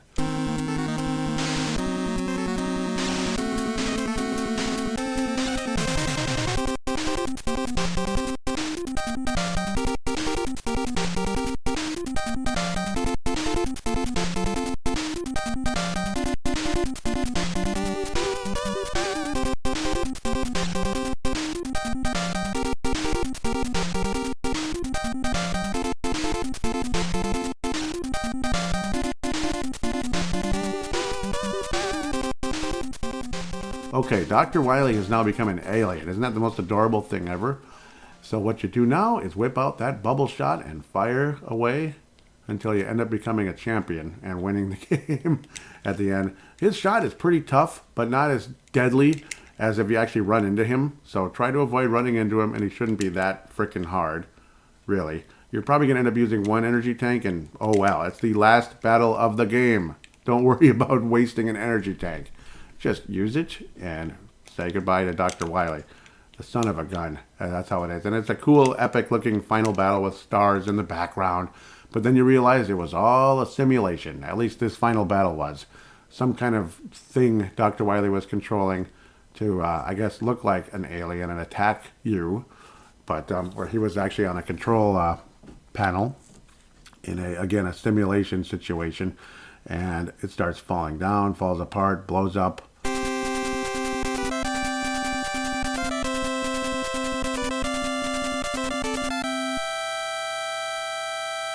Dr. Wily begs for forgiveness like he often does. But of course, he's going to say screw you, and Mega Man 3, 4, 5, 6, 7 billion thousand happen afterward. So he's one of those kind of people that would ask for forgiveness and not give a crap at the end of the day. But now you get to watch the ending and enjoy.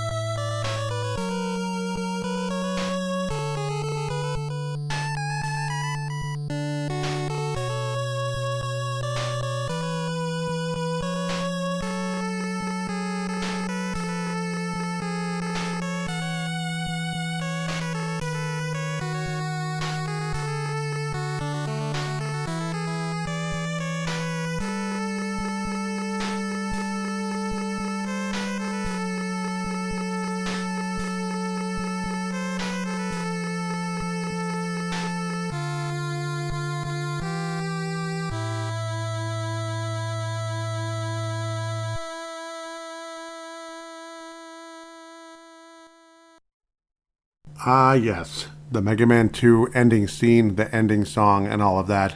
So satisfying. Walking through the seasons, you get to see the leaves coming down, the springtime, the summer, the winter, all of that. Mega Man kind of walking, almost like walking off in the sunset in a sense, even though he's walking in your direction. So, figure that one out. Then he has his helmet down on the ground, almost like he's retiring and stepping away, and his job is done and all that. But we all know from history, his job was far from done, as Dr. Wily would return very quickly in Mega Man 3.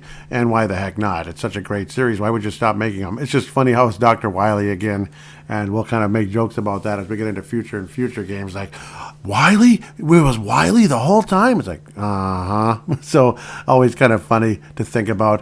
One more final track to hear before we start getting into feedback is the sound credits.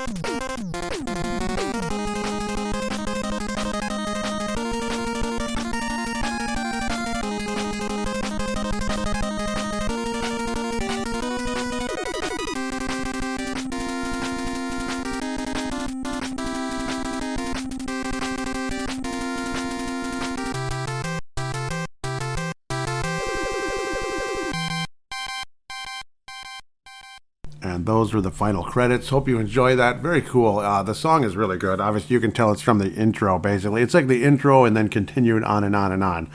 Me and Derek Felska, who you're about to hear from, talked about that very recently as I'm doing the show kind of off and on in between the breaks, we can say.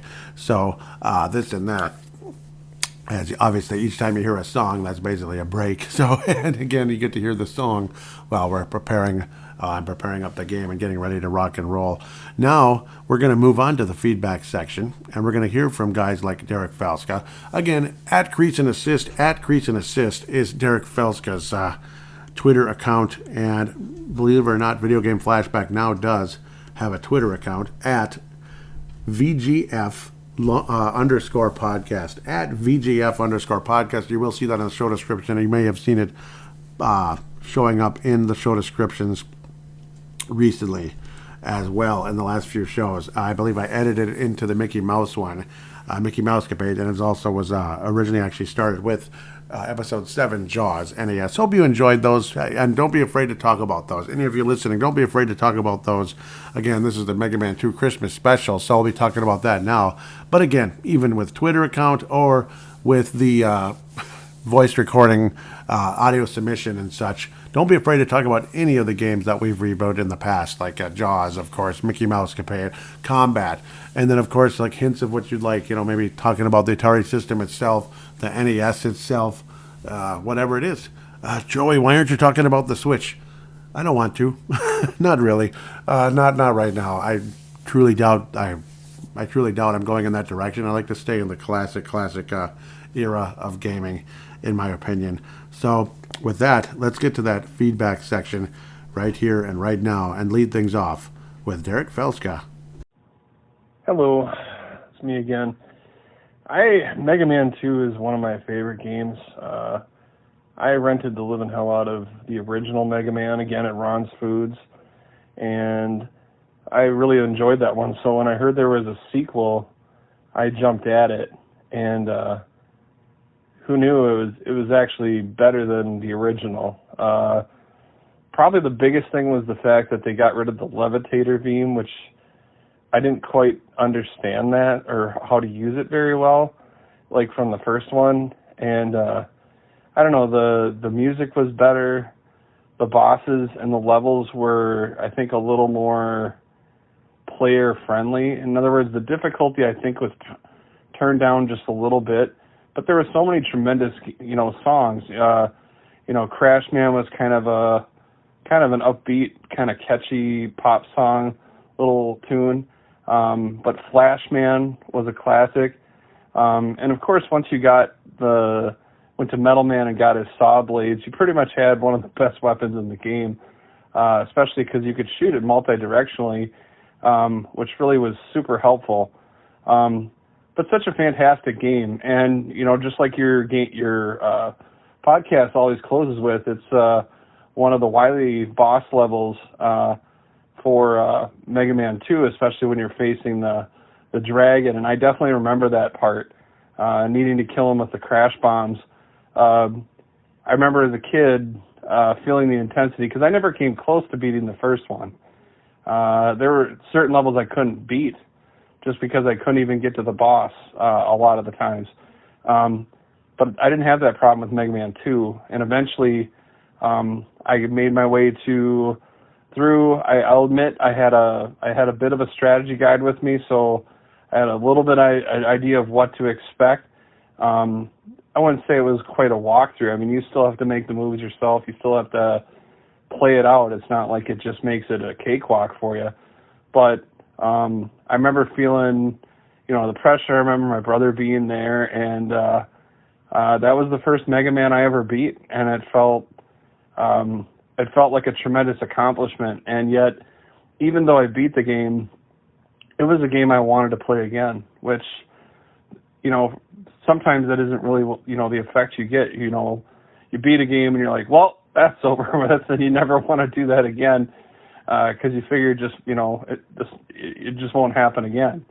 But this one, there was plenty of fun to it, and Capcom does a hell of a job. The opening intro, probably one of the best opening intros in all NES games, where it kind of starts off slow and then it turns into this intense kind of song. And,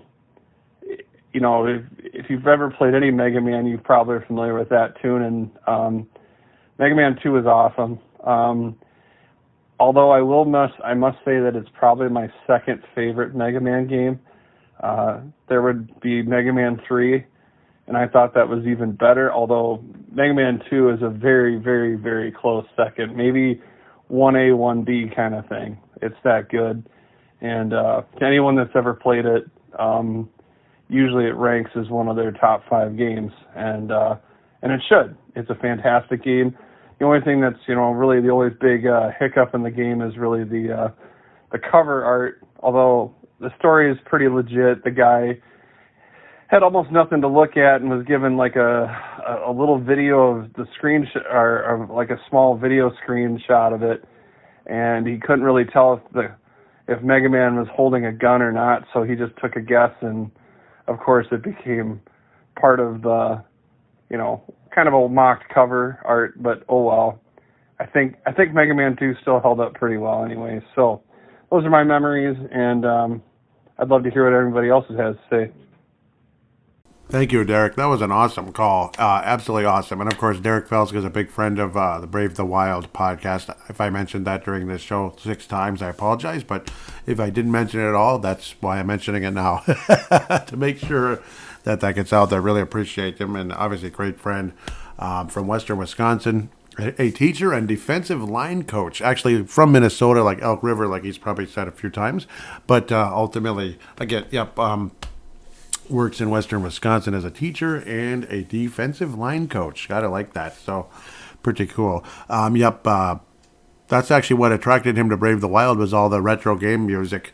Like there's a lot of Mega Man 2 in the Brave the Wild show kind of during the breaks and such. And, so this is the ultimate shout out to kind of both, I guess, the video game Flashback and Mega Man 2 together here in a lot of ways with the game, video game Flashback and Brave the Wild with Mega Man 2. It's like a perfect combination.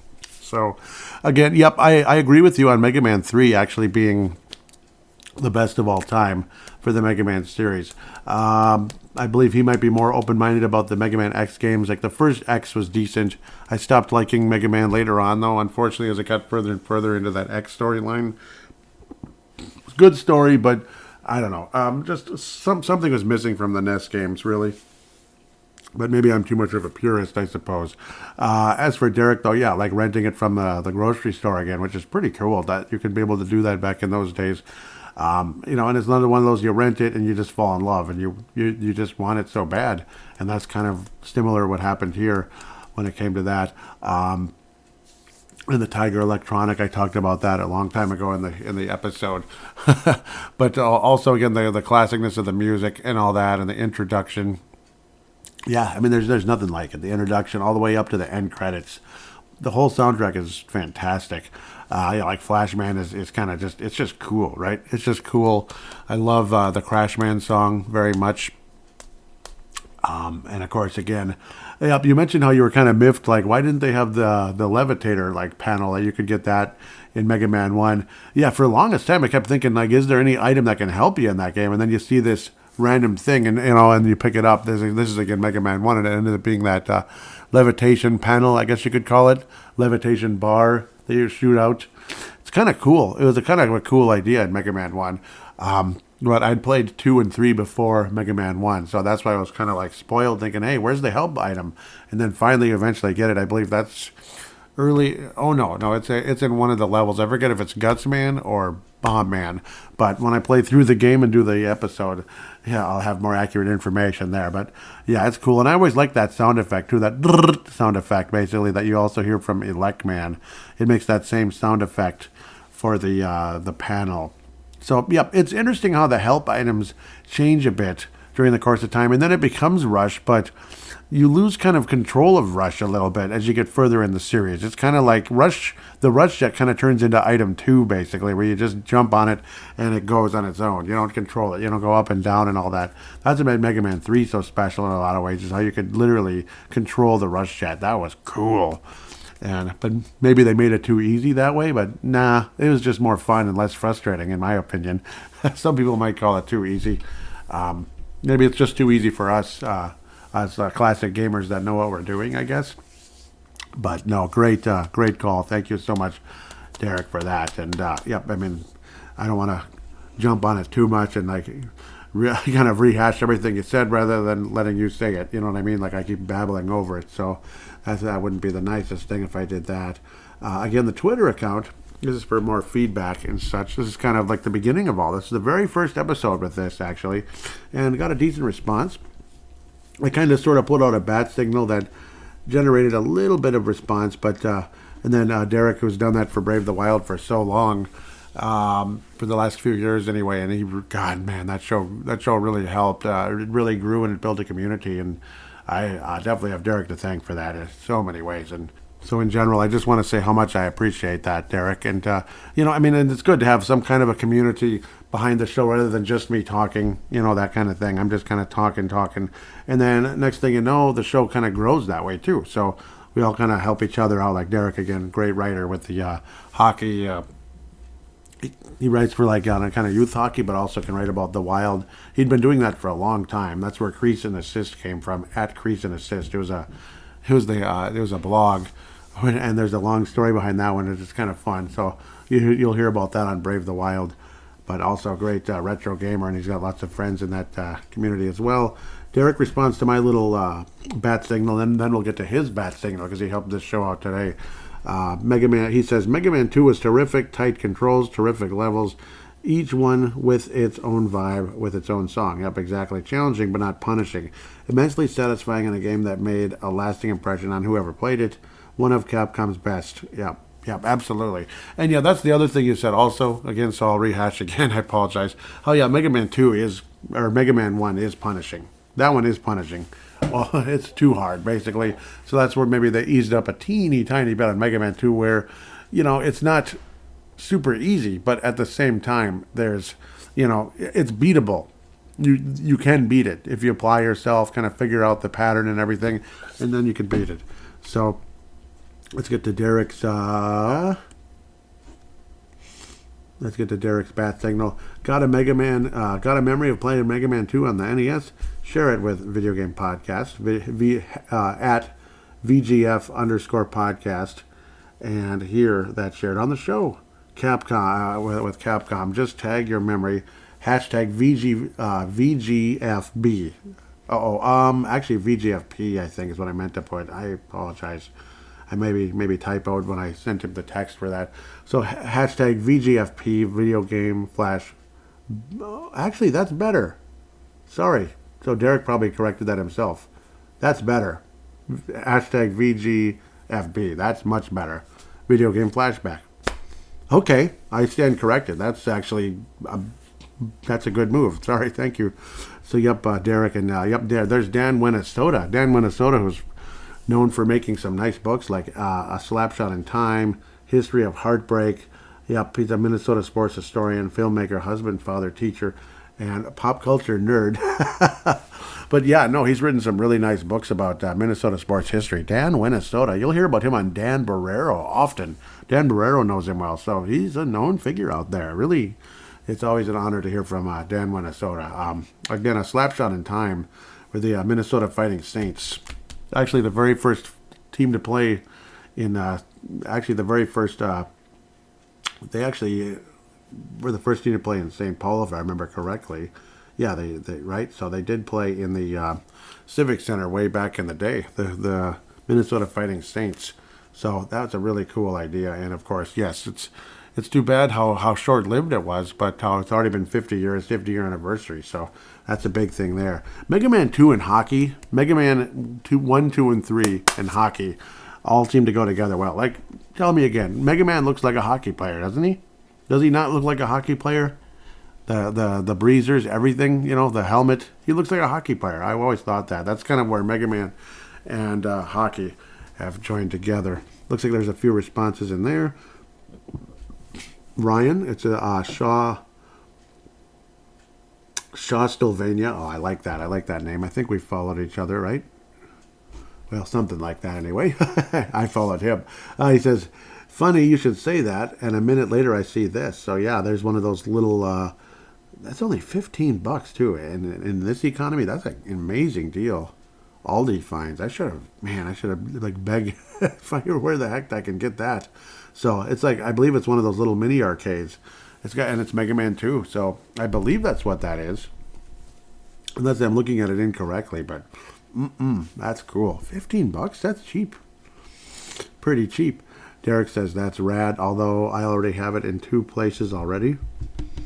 Maybe a cartridge, or maybe you have on different systems like the Wii and the NES Mini, maybe. That's my guess. Dare I say the Wii? Yep, yeah, I have it. I have it as a cartridge. I have it on the Wii and on the NES Mini, and I have it on the Famicom Mini and another NES Mini. I'm a super nerd. I apologize. I probably have it on this that thing over here. I'm gonna go grab it. It's this classic podcasting where you walk away from the mic a little bit. The Super Console X, yeah, it's on there also.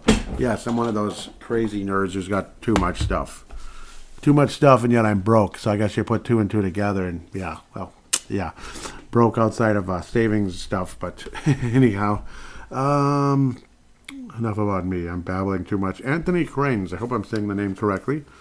I remember being blown away by the intro music. Yeah, me too, and it's really good. But I like all of it. Derek, was he responding to Anthony? Yep. Derek was responding to Anthony, saying it's an absolute classic for sure. The end credits song, too, is an extended version of the intro, and it's great, too. Yep, very much. I was saying that's true. I had just finished it as I was finishing the actual part of the, I was actually finishing that the actual game part of the podcast. It just kind of keeps going and going, and it's really good. It continues to go as like the song keeps kind of changing and getting more radical, you could say. Radical dude. Just like this thing here, Super Console X. Yeah, it's amazing what you could put on here. Even Sega CD games on these tiny little micro discs. Man, micro SDs.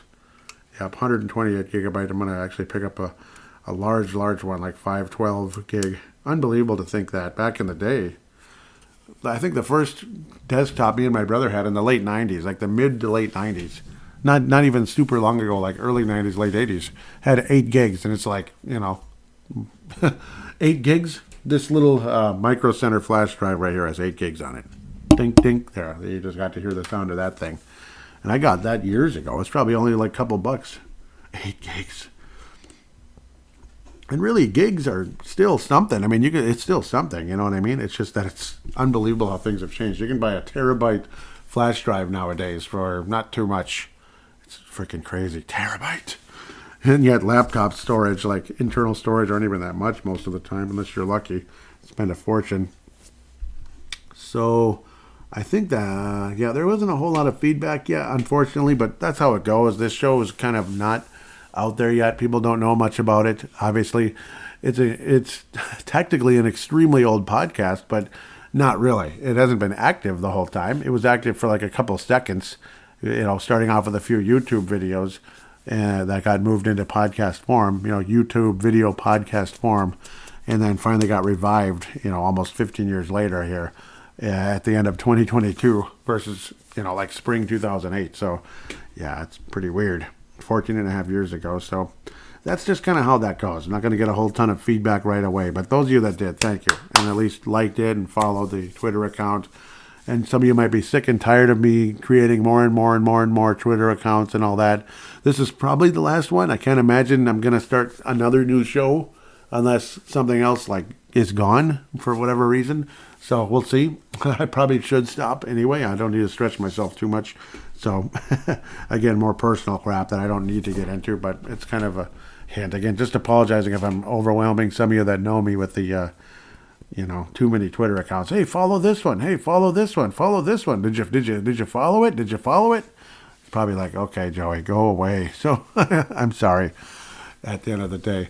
But no, Mega Man 2, again, an unbelievable classic that I recommend to anybody out there that, first of all, you have to be able to appreciate classic gaming. If all you like is Call of Duty, and being online and 3D and it's just first-person shooter stuff, I don't know, maybe you won't like it, but outside of that group of people that were born after 2000 or something, or born, or even some of you born after 1990 that still don't appreciate classic things. Some people do, though, thankfully. I've met people born in like the early to mid 90s that love retro games, so there's hope for them. there's a lot of hope for that category. But for me, no, this is one that is an instant classic, and it's something the replay value, like Derek was saying, is off the charts. It's a 5 out of 5 in replay value, 5 out of 5 in overall gameplay, 5 out of 5 in music. So 5 out of 5, I said gameplay, right, already. So like graphics for the time, it's easily 5 out of 5, right? It has to be. So it is a 5 out of 5 game. 5 stars, no doubt about it. There is no 4.9 or 4.9999. No, it's a 5, 100% rating game. It is a 5 out of 5. It's a perfect rating game for the music, the gameplay. The only frustrating parts might be just the overall difficulty at times. Again, it's not that easy of a game. Those stupid birds will pop up when you're on tiny little platforms, and that can cost you. That's where you can get killed. So stuff like that. The only thing people complain about maybe later on, again, how it's wily. I don't care. Watch basically any cartoon back in the day. Fat Cat or Nimnol, when it came to Rescue Rangers. DuckTales, it was, Flintheart Glomgold or Magica Dispel most of the time, right? And I don't know, I didn't really complain about that. It was kind of cool. What was Tailspin? The Air Pirates. Oftentimes, though, there were different villains, though, with that one. That one was a little bit more innovative. That one had more individual villains. Even Turtles at times that have different villains other than just Shredder and Krang forever. So, stuff like that. Tailspin was probably the most innovative for its time when it came to the Disney Afternoon and all that. But that's something totally different. We'll get into that some more. Maybe when we play, if and when we do the DuckTales NES review. It's not even if, it's a when. I mean, DuckTales absolutely is an easy choice, and it's a game with, again, replay value off the charts. Like, spoiler alert, that's a 5 as well. So, again, this one deserves the 5s all the way through. It's a sweep. If it's Beer Advocate, this is 100 world class. Mega Man 2 is 100 world class. If this is Beer Advocate, like the best, like a beer that is a perfect score, basically, which there are only a few of. This is one of them when it comes to the NES library, and really the retro game library as a whole. So pick it up if you can. Otherwise, again, thank God for emulation, since actual cartridges cost a fortune, and sometimes those older systems, unless you have the top loader, which thankfully I do, you might run into some, obviously, issues with the thing starting up. So there's always that possibility at the end of the day. With that said, again, what's the next show? What's the next episode going to be? It's going to be kind of a debate. I'm debating. There's no guarantee of anything. It could be Mega Man 3. It could be Mario. It could be DuckTales, Blades of Steel. I'm guessing it's one of those 4. Super Mario Brothers, DuckTales, Mega Man 3, or Blades of Steel. But so with that said, again, thank you so much for listening. Please tell your friends about the show. Would really appreciate it. And hey, don't be afraid to tell us about your Christmas memories, your retro gaming, maybe games you got for Christmas and this and that. We could talk about it. That would have been a fun theme, but again, it's early in the podcast's history, so even though the podcast technically super old, but when it's been active just about a month here. So we'll get into Christmas memories in the future, but don't be afraid to talk about it anyway. If you want to call into the show or tweet or send an email to paladinolive@yahoo.com, always appreciated. With that, have a Merry Christmas, have a Happy Holidays, and game on.